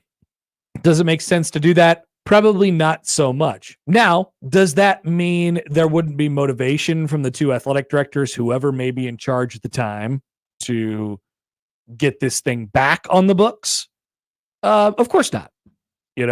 Maybe the rivalry piece of this and what it does for the fans means more than, or you would put that up to potentially like sacrifice making the college football playoff. Now that seems like a bit of an uneven scale, but who knows? But at the very least, it's going to be another at least, 10, 12 years. Almost certainly more than that. So I'm going to miss these little barbs. I'm going to miss these parts of the rivalry. And I'm going to miss the Dion parts too. Because like I said yesterday, Nebraska has a chance to end Prime Mania this weekend. It'll just end and they'll just be quiet and they'll just go back to being regular YouTubers. And then the people who were Colorado fans will go back to just not wearing Colorado gear and putting all of their hopes into Bo Nix and the Rockies. That's stupid. What a way to live. It's horrible. It sounds awful. So I hope Colorado has some success. But like I said, I think Nebraska will, effectively end Prime Mania tomorrow. And that brings us to a post from the message board geniuses. And they're an aggregator of message board posts. Yeah. And they have found a screenshot from HuskerOnline.com's message board, the Red Sea Scrolls. Hello. This is from Busker. Hi, Busker. Watch out for Subarus, many, Toyota, 4Runners, and Tacomas and Teslas today on the interstate. Happy true Husker douche? ? Is that Theo? Whatever. I don't get that part of it. They will all have 47 bumper stickers on each back window, likely some peace signs and mountains, and they will probably be going 65 miles an hour in the left lane. If you see them, stay far away or throw batteries at them. Honestly, it's up to you. GBR.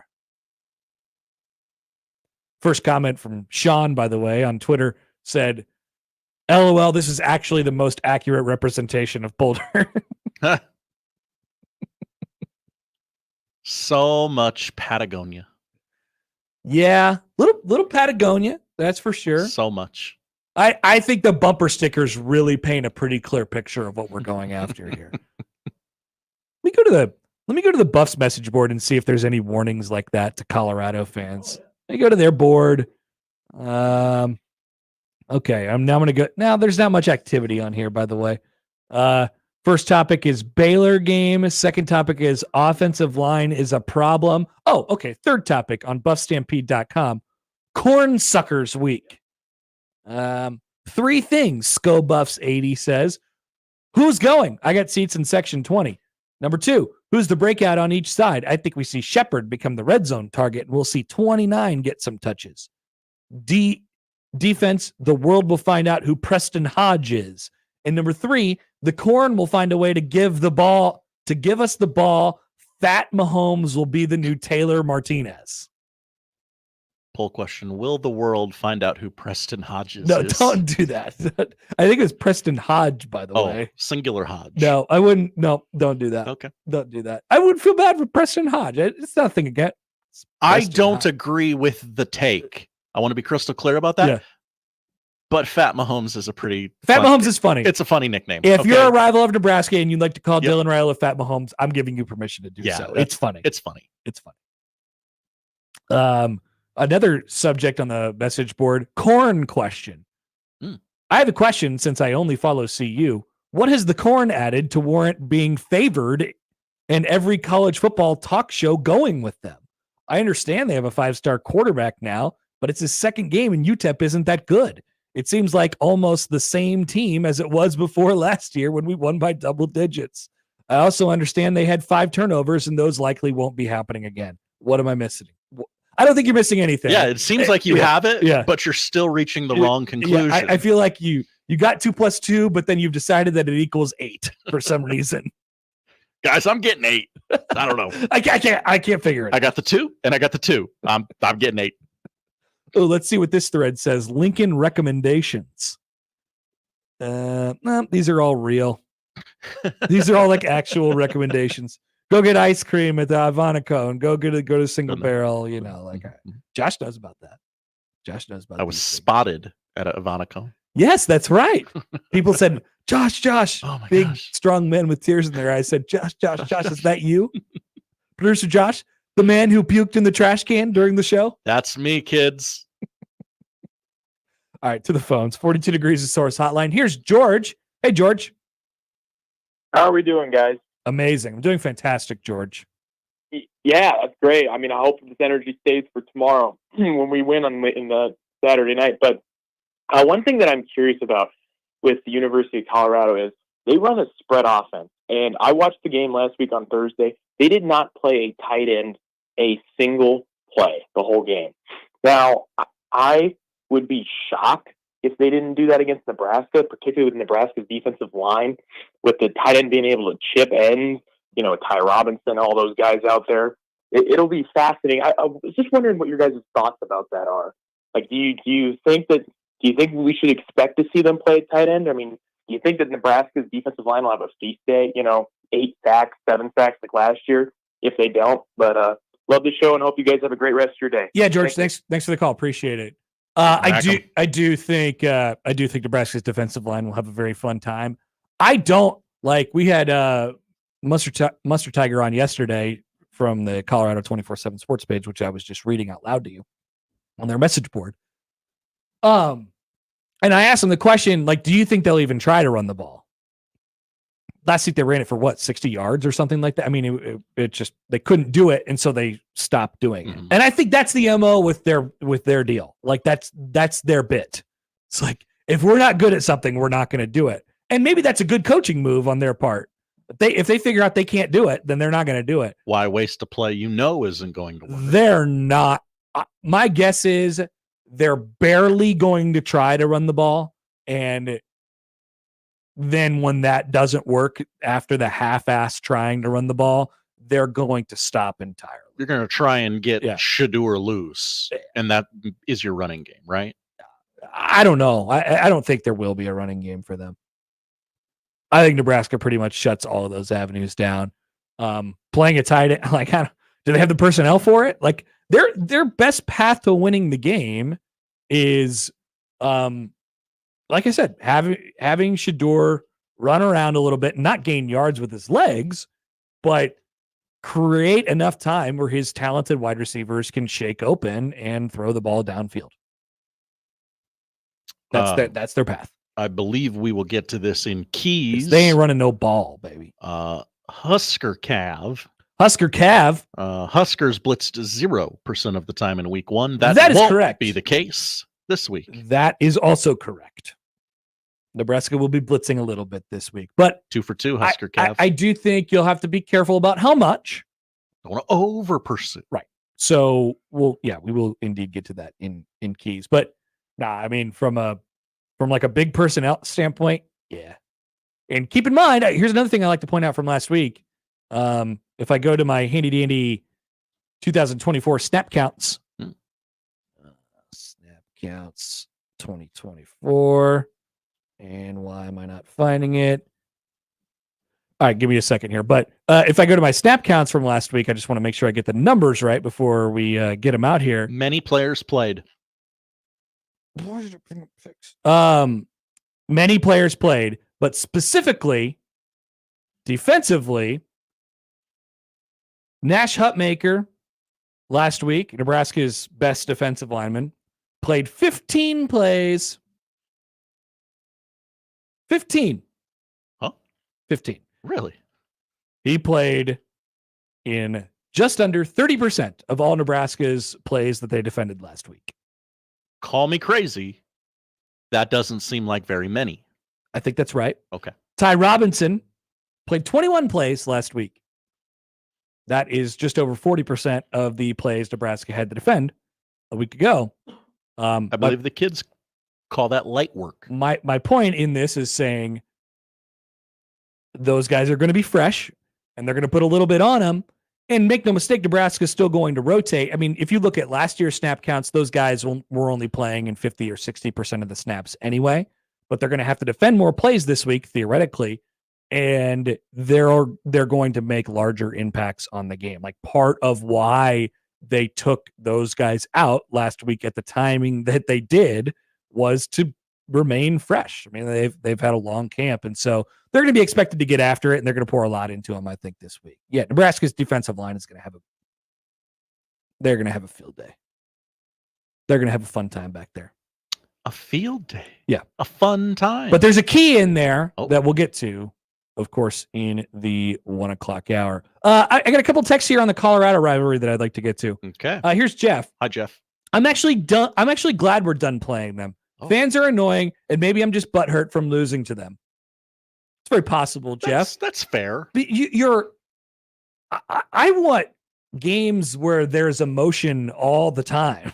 Like, I want that. I'm a bit of a sicko in that regard. I will say this week has been a lot. I could not do this 12 times. No, that's not how I see it. No, you wouldn't want that. It's like saying I want chocolate cake every day. You don't want chocolate cake every day. You would hate chocolate cake at the end of the year or the end of the week. Mm-hmm. You can't have chocolate cake every day. But this is your chocolate cake once a month, once every year, whatever it might be. It's very special. It makes it more special. It's like when I, go to New York and get a slice of pizza. Sbarro. Doesn't happen. Yeah, it's Sbarro.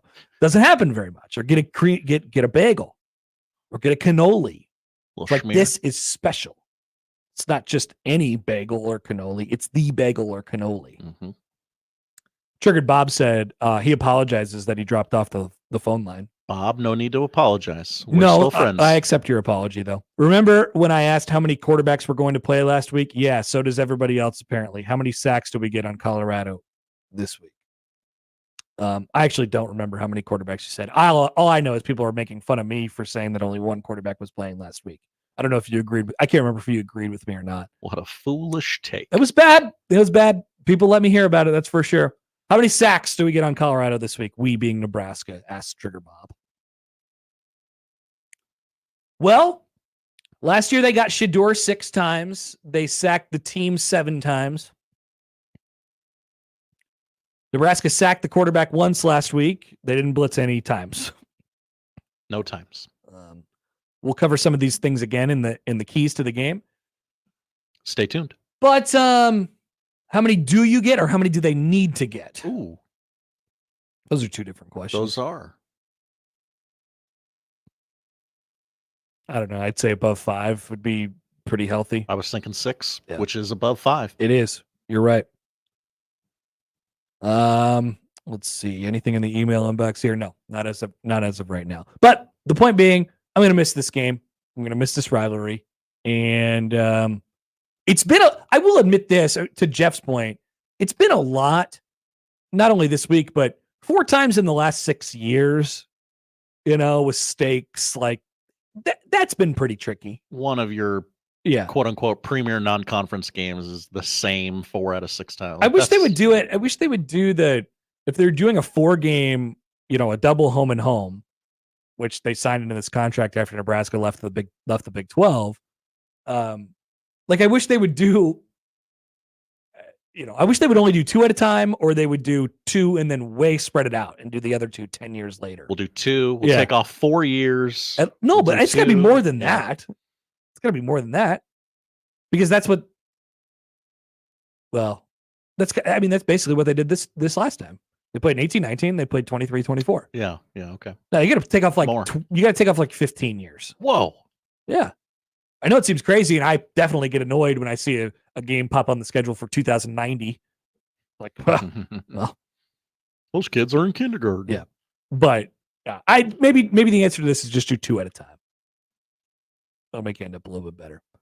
All right. So, like I said, keys to the game, picks a little bit later on in the show. Sipple is going to join us on the other side. We've already talked about the balloons today. I have some stats for you that we can get to the bottom of the hour. Also, we still have to discuss which stop Patrick Mahomes is going to take when he drives to Lincoln on Saturday.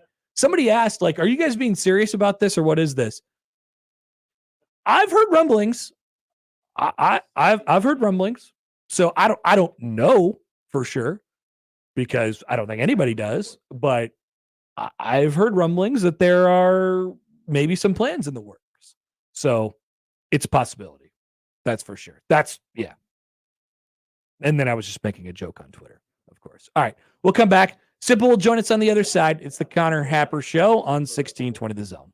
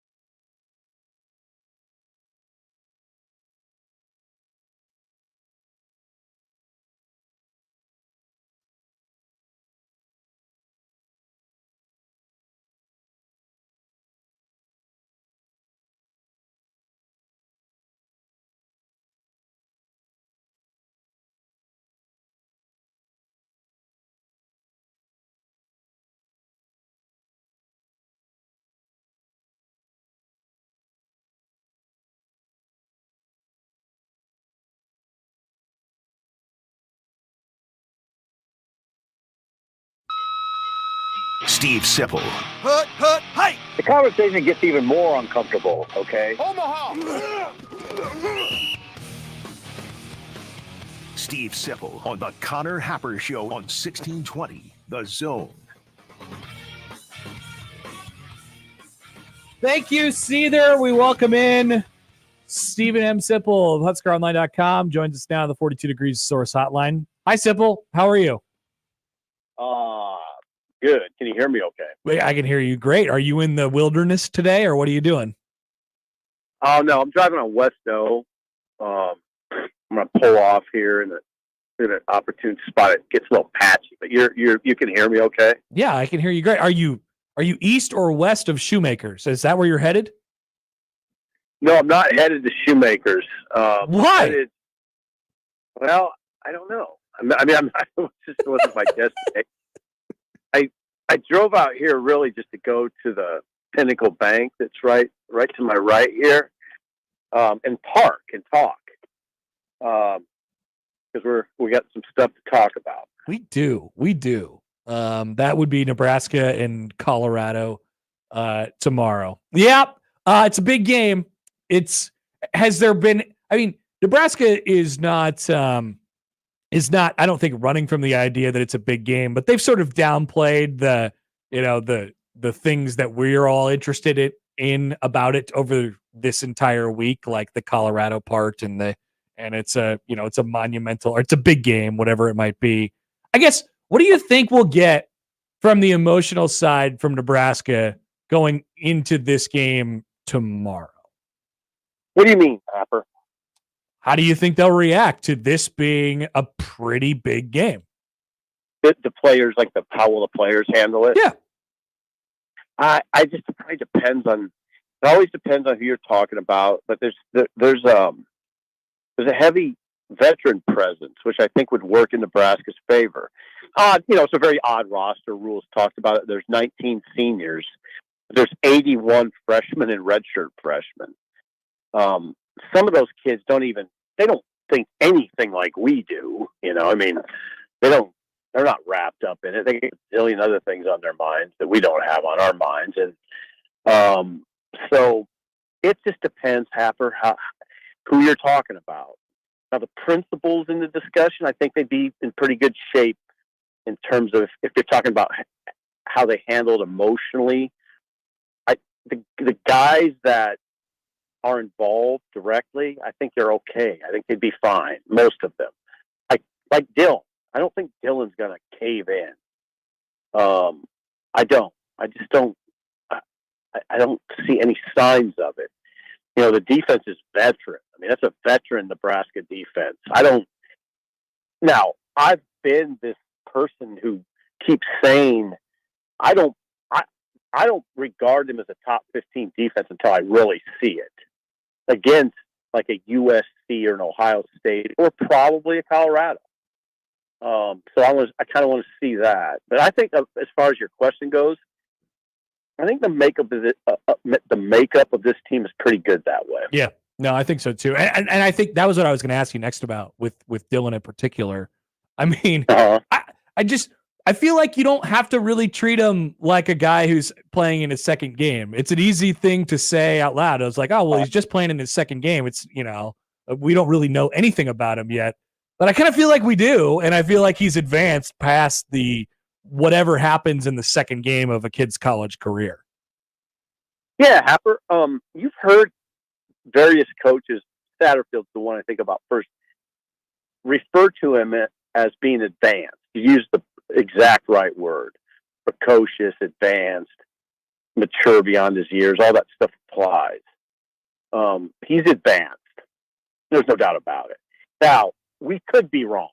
Okay. We're still in the sort of part of the conversation about Dylan where we're making some declarative statements that aren't, they still could be wrong. We can say that his first two, public collegiate performances were exceptional. The spring game, exceptional. UTEP, exceptional. He got A's, A+. Was just exciting. There's so much promise there. But now it begins to ramp up. It's going to ramp up.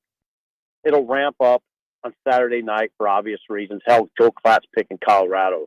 Lee Sterling's picking Colorado. It's not probably going to be real easy, and he's got to handle this atmosphere, this big game atmosphere. How's that going to look? I don't know. He's passed his first two big public tests really well, but this is a third test, and then the test could take on like a pretty demanding form, Happer, and you know what this would be like if it's tied with 7 minutes to go. Yeah. I mean, that's going to be ultra intense. I mean, then what? Then how does a guy react? Then you start thinking, if it's 31-31 with 7 minutes to go, okay, now the 18-year-old discussion gets a little bit more real. Okay, he's only 18 now. And the other guy is a grown man on the other side, the quarterback on the other side. So there's a lot in this conversation. Defensively, and I think a lot of our conversations this week, Sipple, I don't know about you, but a lot of our conversations this week have sort of like we're using last year's game as a baseline, and then kind of just it's a lot. It's not all the same personnel. It's some of the same personnel. In some cases, a lot of the same personnel. So we're using last year's game as a baseline. It was only a year ago, and the takeaway from it as well, if Nebraska doesn't turn the ball over as much as they do, they have a pretty good chance. How much, I guess, what do we expect from the defense, knowing, and you just mentioned, hey, maybe it's top 15 unit, maybe not, we'll see. Like knowing that if they're being put in better positions and Nebraska's offense isn't literally dropping the ball all over the field, how much better can the defense get against an explosive Colorado offense? Yeah, so what can they hold them to? The points allowed is obviously a critical stat. I'd say yards allowed per play and points allowed is, if you're trying to get accurate reads on a defense, those are good stats to start with. Lee Sterling on our show today, on the show in Lincoln, early break, he predicted Colorado to win 48-45. Wow. I think this doesn't roll around. I know. I just was startled by it. I don't know what to say. I am startled right now. That's crazy. Yeah, Lee Sterling, who does this for a living, who spent, he said, 350 hours studying college football before the opening week, during the off season. So it's not, he doesn't throw a number like that out and then Sipple or Happer come back at him and say, okay, they got 10 starters back on defense, right? There's a tie. Yeah, he knows that. He's watched them. And he still says Colorado's going to score 48. Now, I don't know what the hell that says. I'm really interested. Klatt, who, again, we respect, right? He predicted 34-31. Klatt is a grad and maybe feels compelled to pick his alma mater. I don't know. He's been pretty high in Nebraska this year too, though. I know. That's what makes me wonder if he feels. And I don't know what his picking record is with his alma mater. He's probably picked against them, but maybe in a game this intense, this meaningful to the state of Colorado, maybe feels compelled. I don't know. But all I know is two guys this morning picked Colorado, and it kind of threw me for a loop, especially a professional. A professional oddsman that I don't know what the hell you call these. I like oddsman. That's good. I like that. Yeah, that's probably not what he is. But he predicted 48. Now, if Colorado were to score 48, it would throw quite a wrench into the Tony White, he's destined to be a head coach next year discussion, right? If they would score 48, Colorado and Nebraska would lose. I don't know it would change a lot of conversations around here. So let's see what happens. I would think that Nebraska can hold Colorado to 24. I think they could do that as long as Nebraska doesn't help them, doesn't turn it over, into Colorado territory, stuff like that. Or deep in their own territory, I should say. 24. That's what I would look for. If this is an elite defense, then in that range. I think they should be able to hold Colorado in that 17 to 24 range. Well, okay. So back to the 48-45 thing. Mm-hmm. Do you think Nebraska could score 45? Yeah, I do. I really do. I do too. But I really do. The confusing thing about Lee's pick is I don't think that Nebraska wants to get in that sort of shootout. No, they don't You know, want. They would level- prefer not to. But I've been wondering all week if they can win that, and I'm not uncertain that they can't. You know, like I think they might be able to. It's not the preferred method, but they still can maybe. Right. I don't know about you, Happer, but the preferred method in my mind, and it's an old school mind, is to load up hard in the running game. You know, with the Raiola heavy in that conversation, but his name is Donovan. You know, load up behind a veteran offensive line, behind an offensive line that I think I really like, you know, the interior of it. Loaded up, and I'm saying Dowdell. I'm pretty particular about, and this is just my opinion. It's just that we all have our opinions, and this is just one I feel strongly about. I would load up Dante Dowdell this week. I mean, they were doing it. I mean, he was doing it against UTEP. He was on his way to 100. Big horse. Yeah, and I would just keep that rolling. Just keep that rolling. I mean, you can start Ramir depending on what play it is and all that, and do your thing that way. But when it gets down to it, get the big man in there and hammer away. Yeah. And the crowd will love it, and it'll probably be effective because you should be able to move them up front. And I think that's the way to go about it. It doesn't have to be just Dowdell. All those guys. Emmett Johnson runs really hard. Hammer him with those running backs that I've talked about all season that are hard running backs. All of them. They're not all NFL guys. They might not have one, but they all do share that common trait. They will run hard in between the tackles and wherever. Yeah. I would say a lot of this, Sipple, is like I would think one of the things Nebraska wants to do, not only run the ball, and that's how they want to get their yards, but also I think if you do that enough, you want to see how Colorado reacts. You want to see how long they're going to hang in there in that kind of a physical game, because I think Nebraska does have enough size and physicality up front to be able to kind of shut that down pretty early. I do. I mean, it's not only, you know, it's not only the offensive line in that discussion. You can bring in Liebentritt, Barrett, like they did the other day against UTEP. You get the tight ends involved in that. Fedoni's a dynamic, hard blocker. You can get a lot of guys involved in that. And I believe that's the way to do it, because partly what you said, you break Colorado's will. You obviously keep them off the field. And the fans love that. I mean, it says that'll be an old school night if that's the way they choose to go about it. I don't know how they'll choose to go about it. But, you know, if you get that element going, then come on, you're making the game a lot easier for Dylan. And Dylan can kind of go to work and play action. And I think that picture would look really good.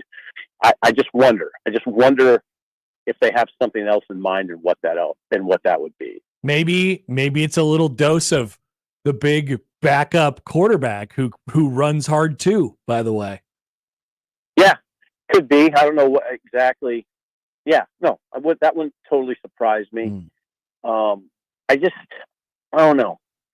We'll see how it all goes. There's a lot that comes into playing a game like this. Special teams we don't talk about, and they don't. You know, we're still talking about a new long snapper, and you don't know what the kicking game is going to look like. It sounds like they're trying to go back to Albano. How's Watucky? How is he? How's he going to be in this situation? This is where it gets really, really real for guys like that. All right, Sipple. Appreciate you taking the time as always, and I will see you tomorrow, my friend. Okay, in the press box. Indeed. I'll buy dinner. Okay? Oh, awesome. Thank you. You're welcome. See you later, Ab. Steve Sipple, HuskerOnline.com. He'll walk into that press room and he'll say, "It's on me, boys. It's on me. See this? I got you."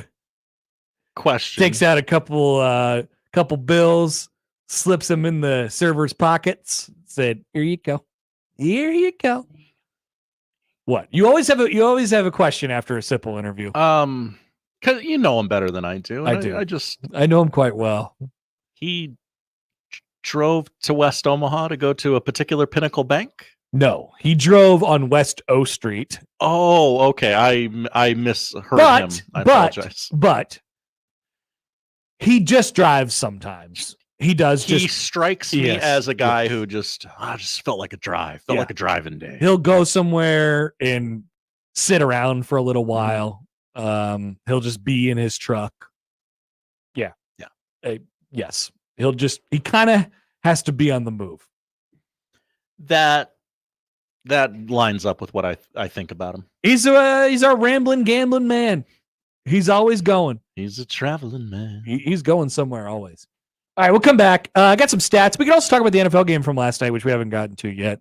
People already want to cancel instant replay, but you guys are not canceling it for the right reason, by the way. Yeah, you're glomming on to Happer's takes here. Yeah. Also, unsung play of the game last night. There's more NFL tonight. People are mad at the refs already. The NFL is back. Just garbage. Back after this on 1620 The Zone. But speaking of the NFL, you got a full slate on Sunday, ladies and gentlemen. You want all of them. You just want to bury yourself in those football games, as I do. And I use the FanDuel Sportsbook to help me out. Now through September 22nd, all FanDuel customers can bet $5 and get a 3-week free trial of NFL Sunday Ticket from YouTube and YouTube TV. This is going to be great. I'm going to sit there and place a $5 bet, and then I'm going to go back home and I'm going to say, yes, I'll take my YouTube TV now, my Sunday NFL Ticket now, and then I'm going to just bury myself in football on Sunday. It's going to be amazing. The FanDuel Sportsbook's trying to help you out. With your YouTube TV-based plan, you'll be able to watch every regular season Sunday afternoon out-of-market game. All you need is a Google account and a current form of payment, and you can cancel anytime. Head to FanDuel.com/Happer. Download America's #1 sportsbook today. FanDuel.com/Happer. 21 and over, present in Iowa. Full price of NFL Sunday Ticket will be automatically charged seasonally after the free trial. No refunds. Terms, restrictions, and embargoes apply. Gambling problem? Call 1-800-BETS-OFF.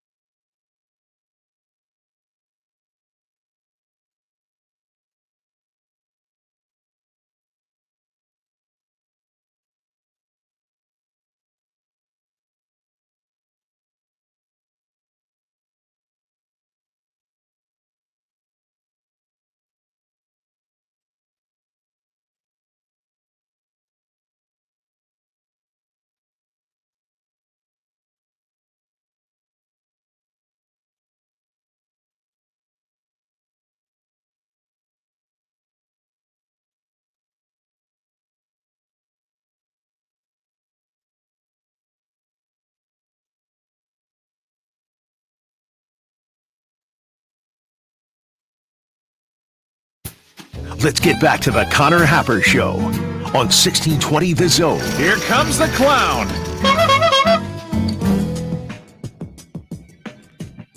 Had various conversations with our dear afternoon producer, young Nick Grimm, this morning. He was wondering about a variety of different things. So many things. And then he came to a realization. Oh. And he said, you know, Hap, I think I hate instant replay. And I didn't really have time to dive into this with him, but I will say it here now that he does not have a chance to defend himself. Good. If your reaction to that last night was, wow, I don't like instant replay, I think it should go away, you're hating replay for the wrong reason. But the Chiefs, that was like the reason that I'm glad replay exists. The Chiefs said really cool plays should count regardless of anything. I was like, that was really cool. I didn't want to have this conversation, but I was going to be like, actually, Nick, I actually think that this is the reason why replay, like this is the redeeming quality of replay. Yeah. On cut and dry, you're out of bounds and you're not out of bounds plays. Yeah. That's why I'm glad that replay exists. The exact reason. Now, if we're talking about neighborhood deals in baseball or the ball hit somebody's ear hair on a tip out of bounds for basketball, then no, I don't like instant replay. The catch in football, it's less of that because it's really clear usually where a guy's feet are and it's mostly there's lines all over the place. The thing that pisses me off about NFL replay is when we watch the replay in slow motion for 20 straight minutes and we convince ourselves after looking at all that stuff that the ball is moving on a catch. It's like, ooh, it's moving in there a little bit. It's like, no, he caught it. And yes, he took it all the way to the ground. But it's the it's back to the Dez caught it thing, which he did. Dez did catch it. Absolutely. So that's the one that really makes me the most mad at football, when we have to argue about what a catch is and isn't every single time. And then people yell about officials. And my God, last night we were so back on yelling at officials. Oh. Well, they injected themselves into the game constantly, giving timeouts to just whoever, whenever. Disrespect for the Chiefs, Josh. Sounds like it to me. Sounds like it was earned. The kick step. So did you hear Tirico say that the kick steps are going to be banned this year? No, I missed that. Tirico said that. It was right after the Chiefs tackle did the kick step thing. You know, I'm talking about the early kick step, not the kick step, but how the last couple of years we've been talking about this, they get false starts and they let them get false starts. Uh-huh. So that was the deal last night. And Tirico was like, they're watching that one this year. That's not going to happen anymore. No early kick steps. I didn't see it last night. Work on that one. Okay, unsung play of the game. Nobody's talking about this play, and I wonder why. So it's third down, and it's on the Chiefs' final offensive possession. 2 minutes and 40 seconds left-ish. And Mahomes is kind of running around, and he steps up in the pocket, and the ball gets tipped. And it goes right back to Patrick Mahomes, and he catches it, and he goes down. That's the unsung play of the game, because the Ravens didn't have any timeouts left, and Mahomes, if he doesn't catch that ball, it's an incomplete pass. Mm-hmm. The clock stops. There's still 2:35 left, and the Ravens have the timeout, the 2-minute timeout, the 2-minute warning that they can use still. Right. And an extra 3 or 4 plays to get down the field where they just kept dinking and dunking and dinking and dunking. Like that was maybe one of the best thing that Patrick Mahomes did last night. He caught that ball and saved them 40 seconds, or got 40 seconds off the clock. That was a great play by him. I don't know if he knew that in the moment, but it ended up being a really big deal, because then I saw the whole discussion about what you do when the Ravens they hit the big play and they got inside the 10-yard line and they got first down and they ran all the way up to the ball and they didn't spike it. Well, I kind of mathed it out. I reverse mathed it out. It would have been the same. So let's say you spike it on first down, and would they have 12 seconds, 10 seconds left after that? Right. They ran 2 more plays, right? You would have only gotten. You would have got 3 plays. Yeah. You would have got 3 plays. If you would have spiked it, you get 3 plays after that. 2nd, 3rd, and 4th down. That's all you get. Now there's something to the idea of rushed and not rushed and, whatever it might be. But right. So they could have got themselves 1 more play, which might have ended up. Well, they run 3.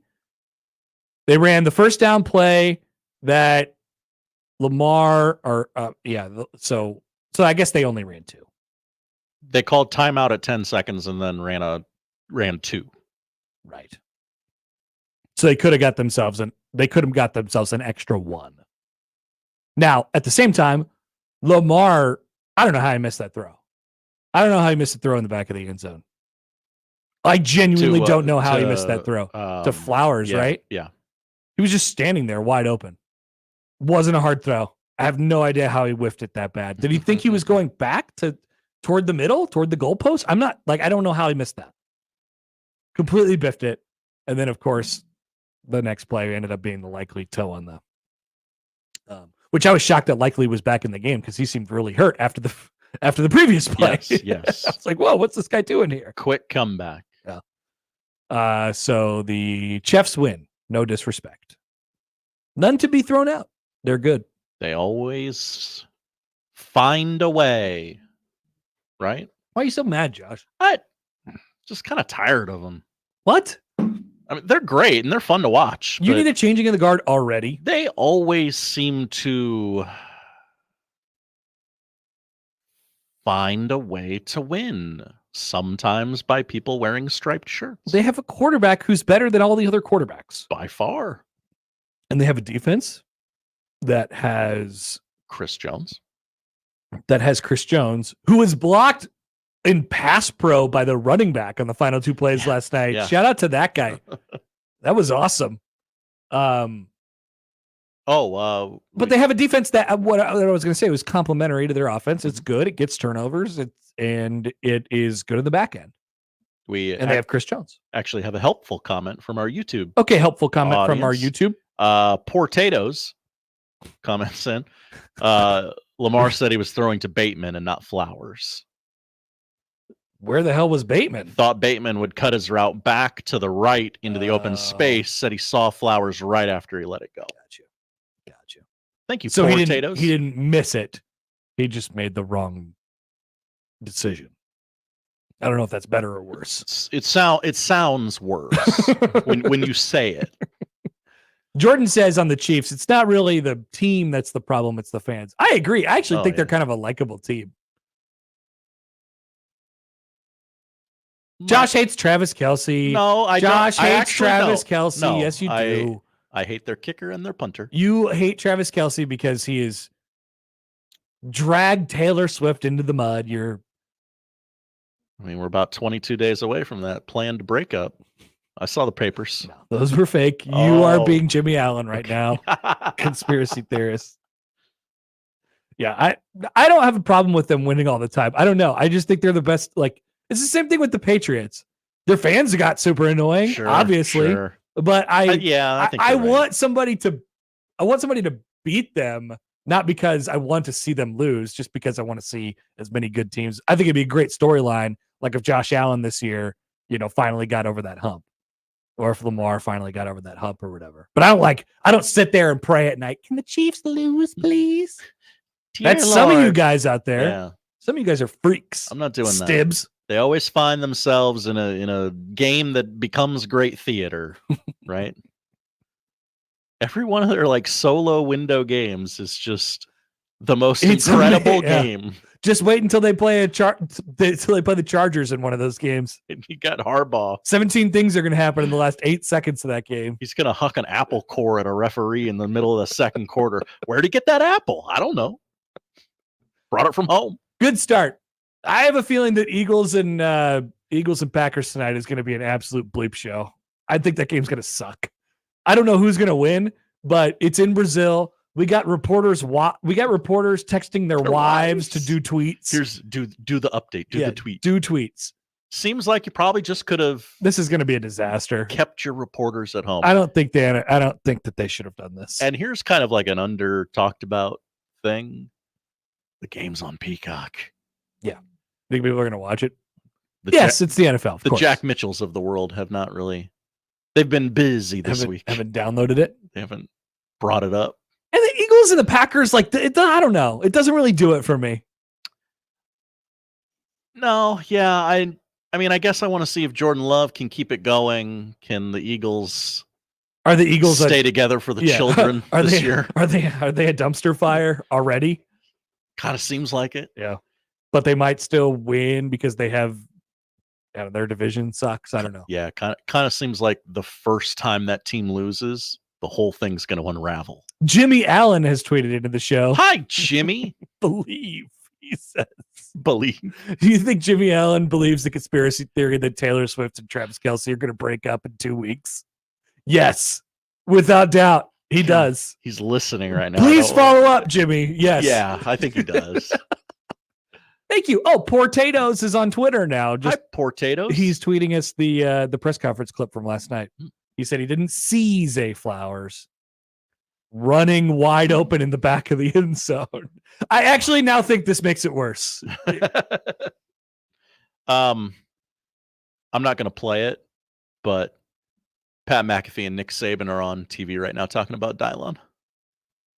Interesting. I'd like to read a quote from Nick Saban. All right. He didn't play like a freshman, and it's amazing how mature some of these guys are at quarterback. Nick Saban using young Dylon as a example of a complaint that he has about the sport. Oh. Why are these kids so good? Make them play other sports. I like to get mediocre quarterbacks that I can coach the hell out Back of. in my day, I won national championships with Greg McElroy. You think he was advanced when I got him? No, I didn't let him do anything. All right, we'll take a break. Keys and Peas in the 1 o'clock hour are keys to the game for Nebraska and Colorado tomorrow. Coming up on 1620 The Zone.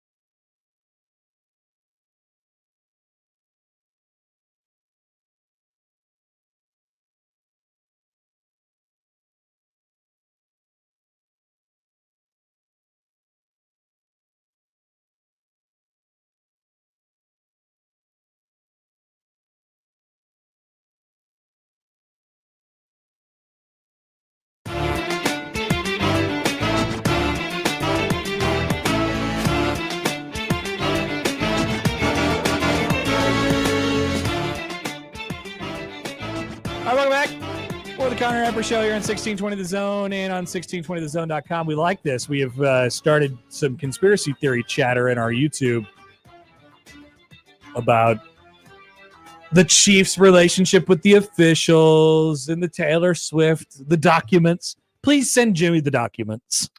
Oh, yeah. Send Jimmy the fake documents so he can believe them. Okay, I got to find the tweet, pull that up. Okay.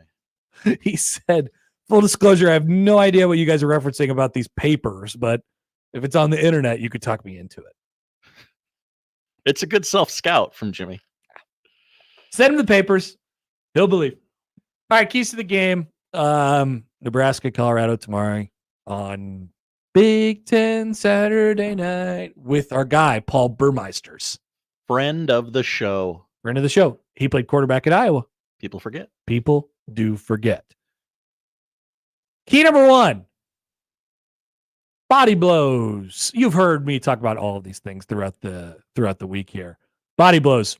This one's obvious. I think plan A for Nebraska. And really, I guess I want to pause here for a second and just say overall, if you're going like plan A, plan B, plan C, like I still think plan C kind of works for Nebraska. Like I think they can win this game on their terms or on Colorado's terms. Now they're less likely to win the game on Colorado's terms. But on that point, I just think Colorado has less options. Their path to victory is more narrow in terms of how it needs to go. So that's right off the top. Body blows. First plan's to just go right after them. Power, see how they react. I want to see what happens. Are they up for the physical fight? How draining is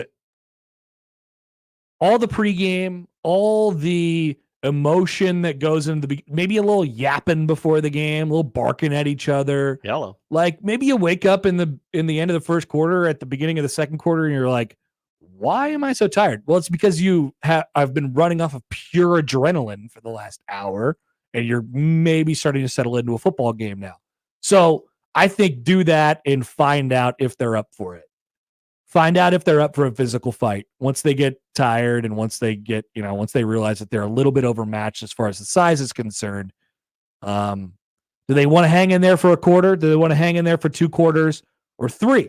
I think as long as it takes, Nebraska's got to continue with the body blows all night long, because that's when the fourth quarter can really swing your direction. We're planning on this being a close game in the fourth quarter. Most people are, I guess. Pack your patience. Yeah, you're planning on this being a close game into the fourth quarter. And so Nebraska's work that they do in the first 3 quarters of the game will set them up to have a big fourth. There's an option on the new college football video game. If you buy enough, if you use some of your coach points towards specific categories, then all your players will be on fire to start the fourth quarter. Not physically, literally on fire. Like NBA Jam? Yes, they'll be like really good to start the fourth quarter. They stay hot, Hot. That's basically what Nebraska is trying to do, right? Play your best when the game is on the line, and theoretically that's in the second half. Key number 2, second Sanders. I couldn't come up with a better pun / what do they call that when the two things... Alliteration. I couldn't come up with a better one. Second Sanders. Yeah. It's not that fun. I wish I was more creative about it. Gets the point across, though. Once again, self-explanatory. Last year, I have some stats for you.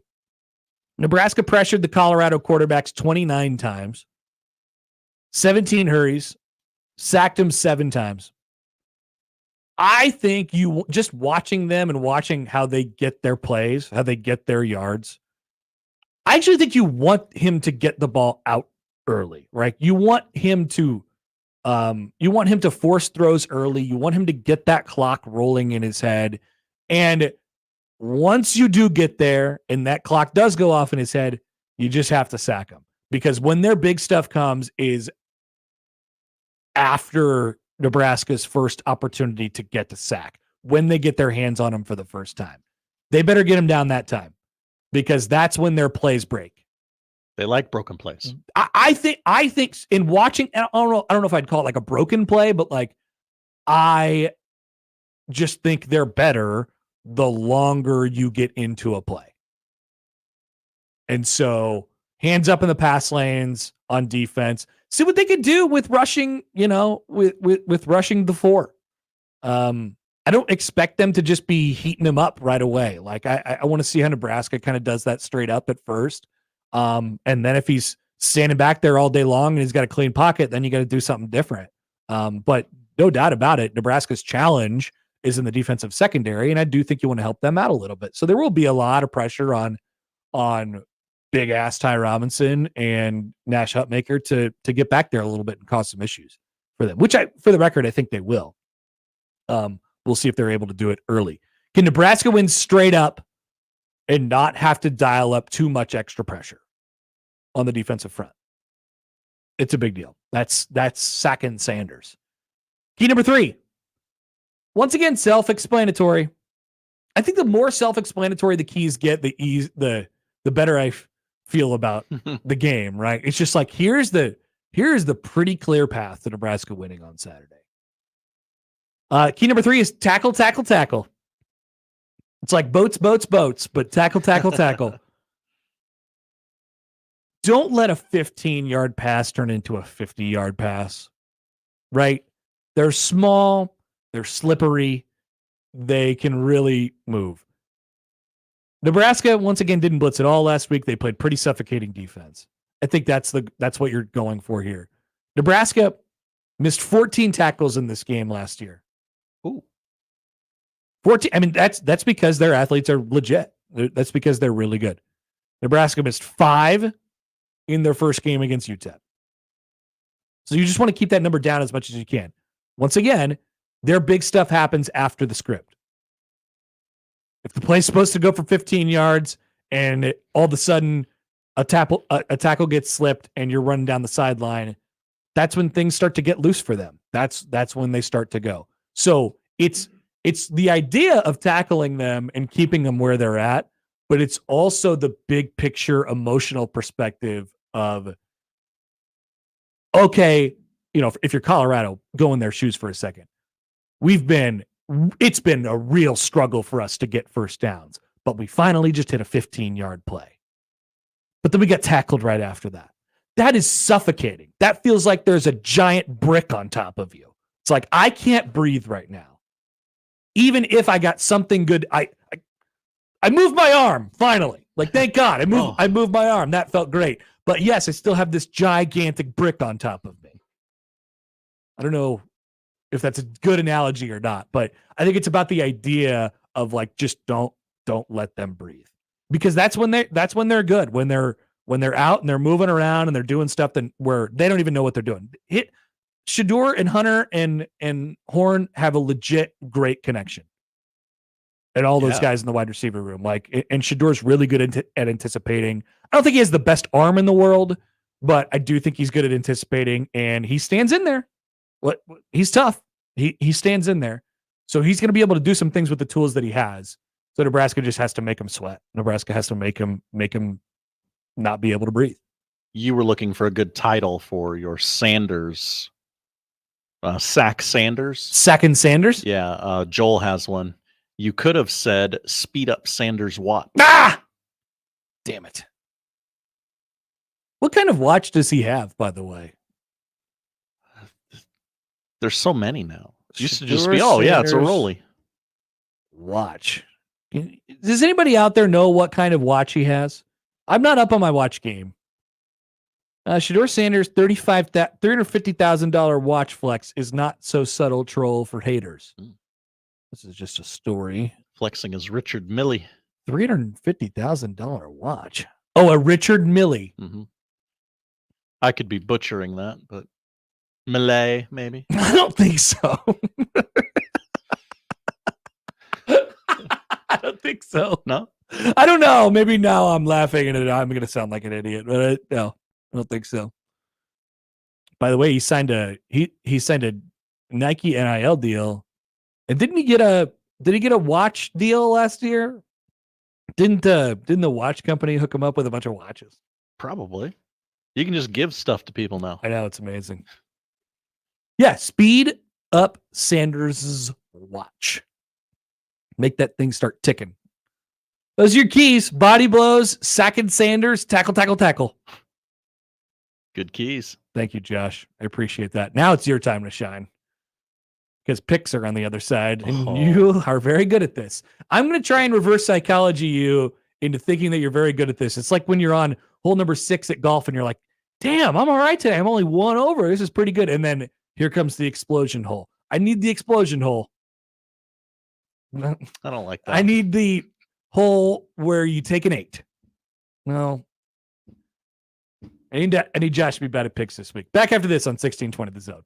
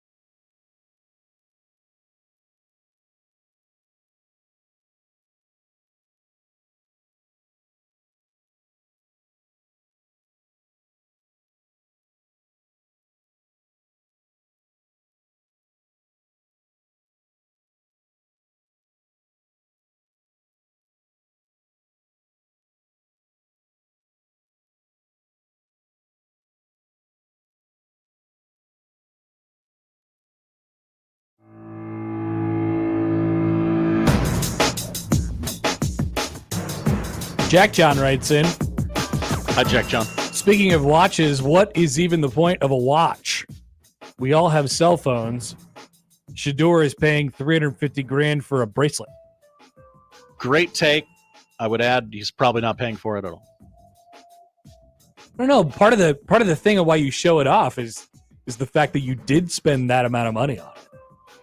That's why people have nice cars, right? This Just to is show all people that look they're at my rich. disposable income. Yeah, 100%. That's the only reason why people have nice cars. Some people like accessorizing their body. Yeah, and they like to show people that they're rich. Why do you think people have like fourth houses to say they have a fourth house? Oh, I got a little place in Yeah. fill in the blank. 100%. How often do those things come up in conversations? A lot with those people. Yeah, that's all. It's all a game. It's all a show. Hey, Anthony Rizzo has returned to Wrigley Field as a member of the New York Yankees. Wow. Just think of all those Cubs fans who don't actually care about the Cubs and who say, my Cubbies, oh, they won the World Series in 2016. I remember Anthony Rizzo. I named my dog Anthony Rizzo. Think of all the dogs named Rizzo that are out there. So many. Barking so loudly at their television as New York Yankees first baseman Anthony Rizzo was just introduced in front of the Wrigley Field crowd for the first time since he was traded. Or he left, whatever happened. So many dogs named Rizzo. That's So my many, point. yeah. I'm making fun of Cubs fans, by That's the a way, great in take. case that was clear. Cubs fans. There's some Cubs fans who actually like baseball, but most don't. Most like drinking during the daytime. Most Cubs fans just like to name their dog Wrigley. That's all. John likes baseball, and he Yes. named his dog Wrigley. So this is not John, but even he would admit that Cubs fans are fake news. Our friend Mark Trumbo is back in the chat. Yes, Not many dogs named Trumbo. exactly. If you like the Orioles, you like baseball. Probably naming your dog Cal or I mean that's Camden. that's undoubtedly true, right? If you like the Orioles, you like baseball. You actually enjoy the sport of baseball. If you Yeah. like the Cubs, you probably just want to say that you like the Cubbies. I gotta pick a team. Yep. There's like a 12% chance that you like baseball. If you like the Diamondbacks, you might be like Nick Sage and you like baseball sarcastically or something like that. These are spot on You analysis. think so? I can stereotype a lot of fan Yeah. bases if you really want me to. Marlins. If you like the Marlins, you just really decided that you liked Miguel Cabrera one time. I mean, it's got to be the Diamondbacks Rockies pool, right? Just ironically like baseball. I don't think that I've ever met anybody who actually likes the Yeah, Marlins. this might have been a bad example. Yeah, that's a bad one. Phillies. If you like the Phillies, you like the Eagles, and you are just excited because it's a bunch of Eagles fans who get to yell for a lot of hours during the postseason. Hey, we can yell together during the summer. Yeah, they get to boo things, stuff like that. So yeah, if you like the Phillies, that's you. All right.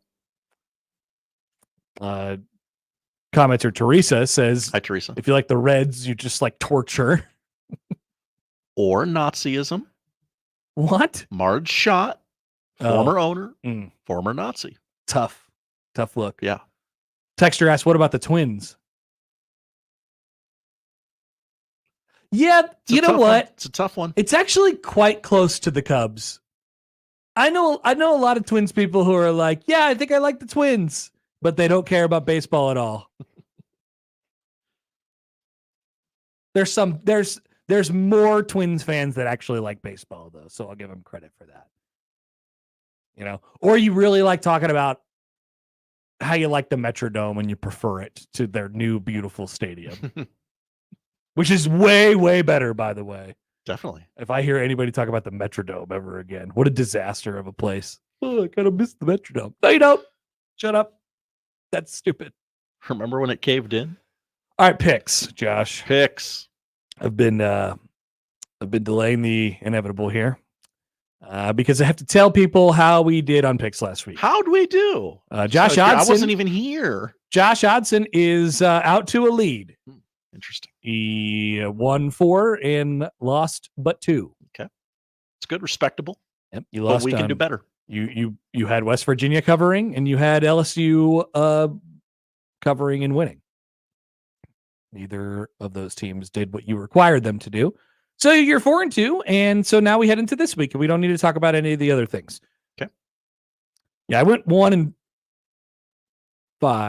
last week. Oh, I don't even know what you picked. I wasn't here. I know. I got the Notre Dame thing right. Okay. Yep. I had West Virginia. I thought they had a chance to win that game. You did too. Yes, I thought they'd make it a game. I, for some reason, got convinced on Florida. I can't explain that. SEC home dog. You got to take the SEC home dog. No, I also thought that Clemson would maybe score some points. Wrong. Bamboozled. Led astray. Hoodwinked. And I wasn't sure what to think about USC, so I picked LSU. It was a tough one. And then I had UTEP covering against Nebraska. I thought Nebraska would win. I thought they would win by 20. I thought they would win comfortably. In hindsight, that sounds stupid. Friday, I probably would have went, oh, okay. They won 40-7. You didn't think they'd score 20 points like others. Did some people think that? Oh, Josh had UTEP. Oh, that's right. 21. That's right. What an idiot. All right, so we're on to this week, Josh. These are lines courtesy of the FanDuel Sportsbook from this morning. We take the biggest 5 college football games of the week as determined by me and also the Nebraska game. And we start with Big Noon Fox. Number 3, Texas is a 7.5-point favorite at number 10, Michigan. Big Noon, 11 a.m. Fox, Gus Johnson, Joe Klatt. You can listen to it on 1620 The Zone. No more Maserati Marv. Josh, you are in the lead. You get to go first. I am going to take Texas minus 7.5, and I'm going to give you a tip. Buy that baby up to 12.5. No, thank you, Josh. I'm taking Michigan to cover. Whoa. I'm taking Michigan to cover the 7.5 points. I think this game goes deep and late, and Michigan bounces back from looking largely like crap last week. I know they do not. I don't know if they'll win. Okay. I wouldn't put it past them. I like Michigan to cover the 7.5. I know we're kind of up against it here, but we're not. I do want to know why you say that. I just explained it. What do you want from me? What have you read or seen or heard that makes you think? Okay, I'll tell you my strategy. Michigan will look better. Texas will look worse. I'll tell you my strategy. Okay. Well, Texas played nobody. All right. So Colorado State beat Colorado. Just throw that out of the window. It's not about Texas. It's about Michigan. But here's my thing on Michigan. My week 1 to week 2 has always looked like this, and it's had good results before. It's called zagging. People overreact to week 1. Okay. The lines absolutely reflect it, and they want to trick you on these things. And I'm going to take Michigan. Okay. Because a lot of people will be taking Texas. Sure. As is Josh. I am. Because he's a dummy. Game number 2. We're calling the Hogs. Woo Pig Suey at number 16, Oklahoma State, who's a 7.5-point favorite. 11 a.m. on ABC. Guess I'll go first here. Please. Josh, I'm calling the Hogs. Woo Pig Suey to cover the 7.5. I like Talon Green. That's their quarterback, transfer from Boise State. That's right. I like Jaquindon Jackson. He's their running back. How do you know multiple players? On I used him on the video game. Okay. Used him on the video game. I saw a couple tweets to that effect yesterday. Like, wow, I know so many of these players' names. Monty Harrison, the video game. 100th. He's like 30 years old, and he wants to be in the NFL next year. He's a walk-on at Arkansas. He committed to Nebraska to play football, and then had like a 10-year professional baseball career. He caught 2 balls against Arkansas Pine Bluff last week because I looked at the stats. And I thought that's not going to be good enough. At that dump of a relic of a stadium. What? That's been very good to me. They played at Fayetteville. They didn't play Arkansas Pine Bluff in Little Rock or Pine Bluff. They did. They played at War Memorial Stadium. They played in Little Rock? Yes, and the power went out in the stadium because it's old and decrepit. Okay. Well, I only looked at the box score. Woo Pig Suey. Oh yeah, You have to make a pick now. I'm sorry, Oklahoma State, because their coach is not going to get fired at some point this season. Woo! I don't know. Their coach likes to say questionable things, so I don't think anyone in that community cares. Sometimes you can't help it. El Asico, Iowa State and Iowa. The Hawks are a 3-point favorite at home. 2:30 CBS. Toughest pick of the week for me. Not for me. Just didn't have a vibe on it. I'm gonna go Iowa -3 because just sure. I am also going to go Iowa -3. Don't buy into the hype about their offense. This is not about that. Right. It's about their defense. It's still good. If you get it at 3, I think you live with the idea that, this could end up being a push, But I'm happy to get the 3 and not the 3.5. Give me the Hawks. Yeah. 2:30 on CBS. This game's in Charlotte. Number 14, Tennessee, is a 9.5-point favorite against number 24, NC State, who was pushed to the brink a week ago in a game that, North Carolina State had a lot of hype.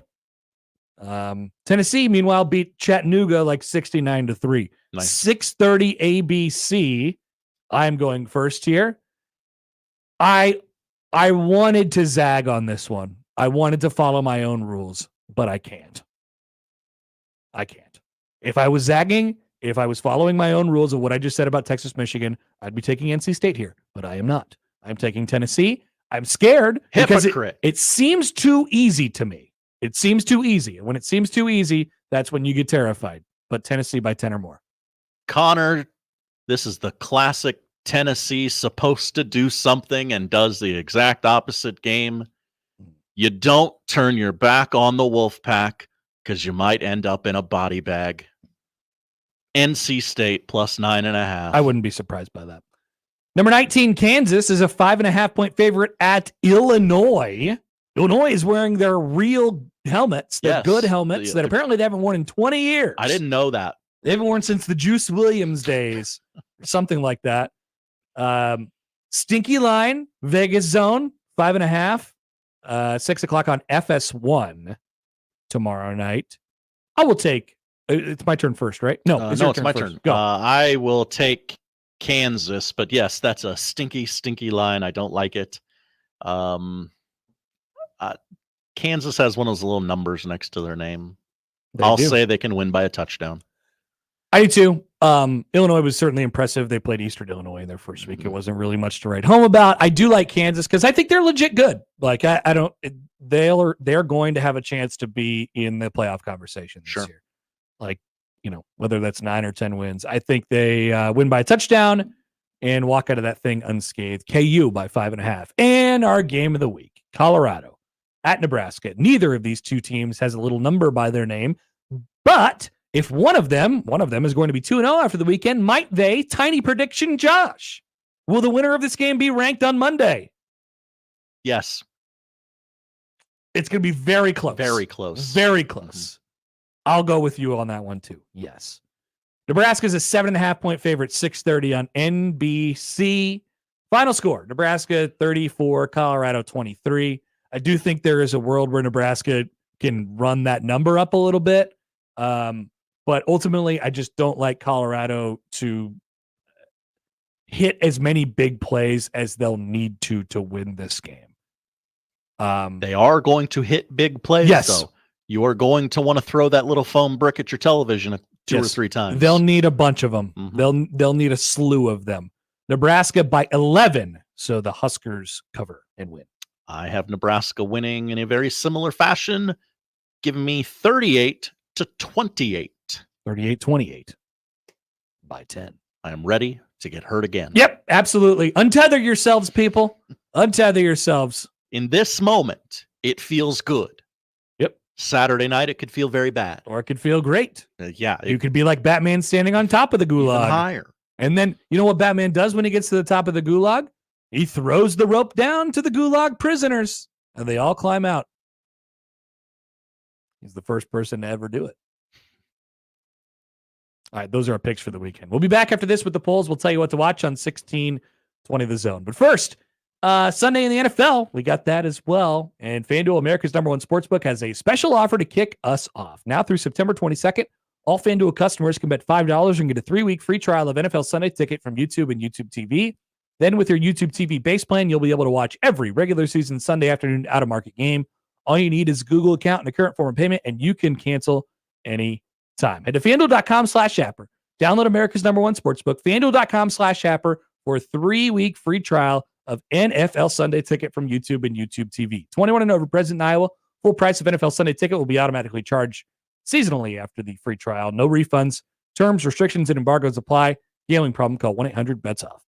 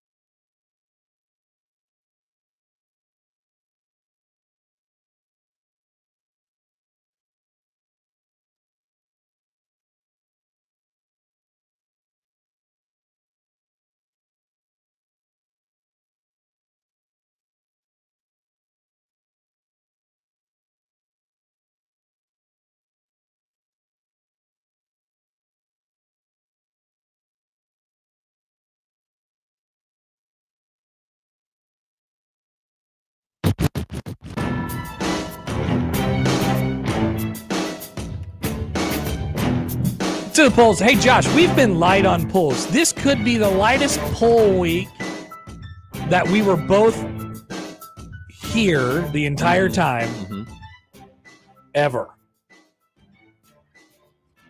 Ever? I don't know. It could be. I mean, we've been pretty sportsy this week. It's been very sportsy. And I imagine Monday when we get back, we'll be sportsy. Maybe. And then we'll kind of... Maybe we'll want to talk about politics instead. It's possible. It's possible that the entire format of this station has changed on Monday. If Nebraska loses, I feel like I might die. All right. We'll be your Billie Eilish station on Monday. Did we have any poll questions yesterday afternoon? It doesn't look like it. All right. So on to these 2 today. 3 today. Yeah. Do you ever get enamored with equipment trucks? I don't, but boy, you guys sure seem to. And good for I you. I don't was care. asking if people, because there are some people who go over to the south side of the stadium where the trucks park behind the south end zone, and they go stand there and take pictures with the truck. I don't, but I've seen people do it. 55% say yes. Wow. So yeah, it's a thing. Does Travis Kelce look like Robin Williams in the Birdcage? So this is a Gary suggestion. I had never heard of the Birdcage. Very funny movie. I Googled it. Probably hasn't aged well. And he kind of does. He kind of does. Kelsey's got a weird haircut going on right now. Movie club pick? The Birdcage? I wonder. Nick would. I heard it's Nick's pick. Nick's review would be, it's a little problematic, guys. Oh, I think we have a pretty good idea of the movie that he is going to pick, and he's going to think that's problematic. Very. Third and final poll question. Do you think Sir Paul McCartney has ever been to Lafayette, Louisiana? It seems unlikely, right? No, I'm going to go no. I'm going to go no also. 61% say no. Those are the polls. Josh, what are we watching tonight and this weekend? We are watching college football tonight. Western Illinois at Indiana, 6 o'clock on BTN. Who's down? You ready for that one? No, they're not doing anything Western for you? Illinois and Indiana. No. Josh is an Indiana sicko this year. It's very weird. They can sling it. It's kind of weird. Be worried. They always have been able to sling it. They always throw it around with no abandon whatsoever. But their coach is a psychopath. He now. is. Duke at Northwestern, 8 o'clock tonight on FS1. You can see their beautiful stadium by the lake. Oh, yeah. They're so nice. By the way, we got an email from John. Hi, John. Speaking of the polls, did we do a top polls of August or did we forget? Well, Josh was gone last Friday. We were going to figure it out. Labor Day, we never knew when to do it, but we did not do it. The day to do it would have been Monday. Well, Monday has come and gone. We could still do it. We had some good ones. I'm ready when called upon. Or should we do we might need some content during Northern Iowa week. Should we do an August-September poll question mashup? Bash. Since September's been a little light thus far. We'll have to think about that. Yeah. More college football this weekend, 11 a.m. tomorrow, Big Fox. And you can also listen to it on 1620 The Zone. Number 3, Texas at number 10, Michigan. First regular season meeting ever between those two teams.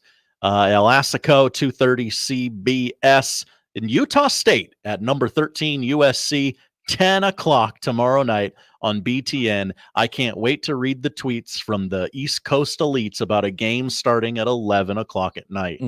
NFL this weekend, Packers, Eagles tonight on Peacock and 1620 The Zone. Games we're going to get here locally, Vikes, Giants, noon, Sunday, Big Fox, followed by the debut of Tom Brady calling Cowboys, Browns.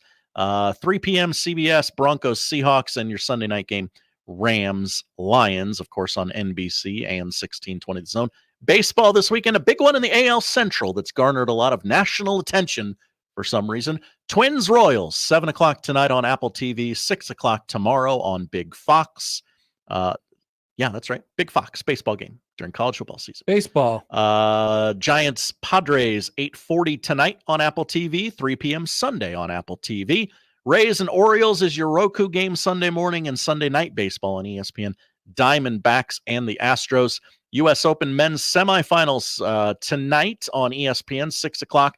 Taylor Fritz versus Francis Tiafoe. They're both Americans. They're longtime friends. It should be an electric match. I love America. Yeah, America versus America. Two friends in New York. It should be quite the scene tonight. And, of course, you'll have the finals on Saturday for the ladies, Sunday for the men. WNBA, 6 nationally televised games this weekend, highlighted by Aces Liberty in New York, 3 p.m. Sunday on ESPN. Volleyball, both Creighton and Nebraska have a tune-up match before they meet don't Tuesday. say that. Nebraska's match is televised. They play Montana State, 2 o'clock tomorrow on Nebraska Public Media, So Connor. you are a hater of Kansas State volleyball. Okay, that's not a tune-up, but it is a match before the big match. Okay. Penultimate match. Josh, thanks. Thank you, Connor. Good luck this weekend. Thank God bless you. Yes, number 1 versus number 2 on a radio station tomorrow, assuming the Wi-Fi works. That's it for us this week. That's where we're watching the polls, the whole thing. If you missed anything, 1620thezone.com is where you can find it. The crossover is next.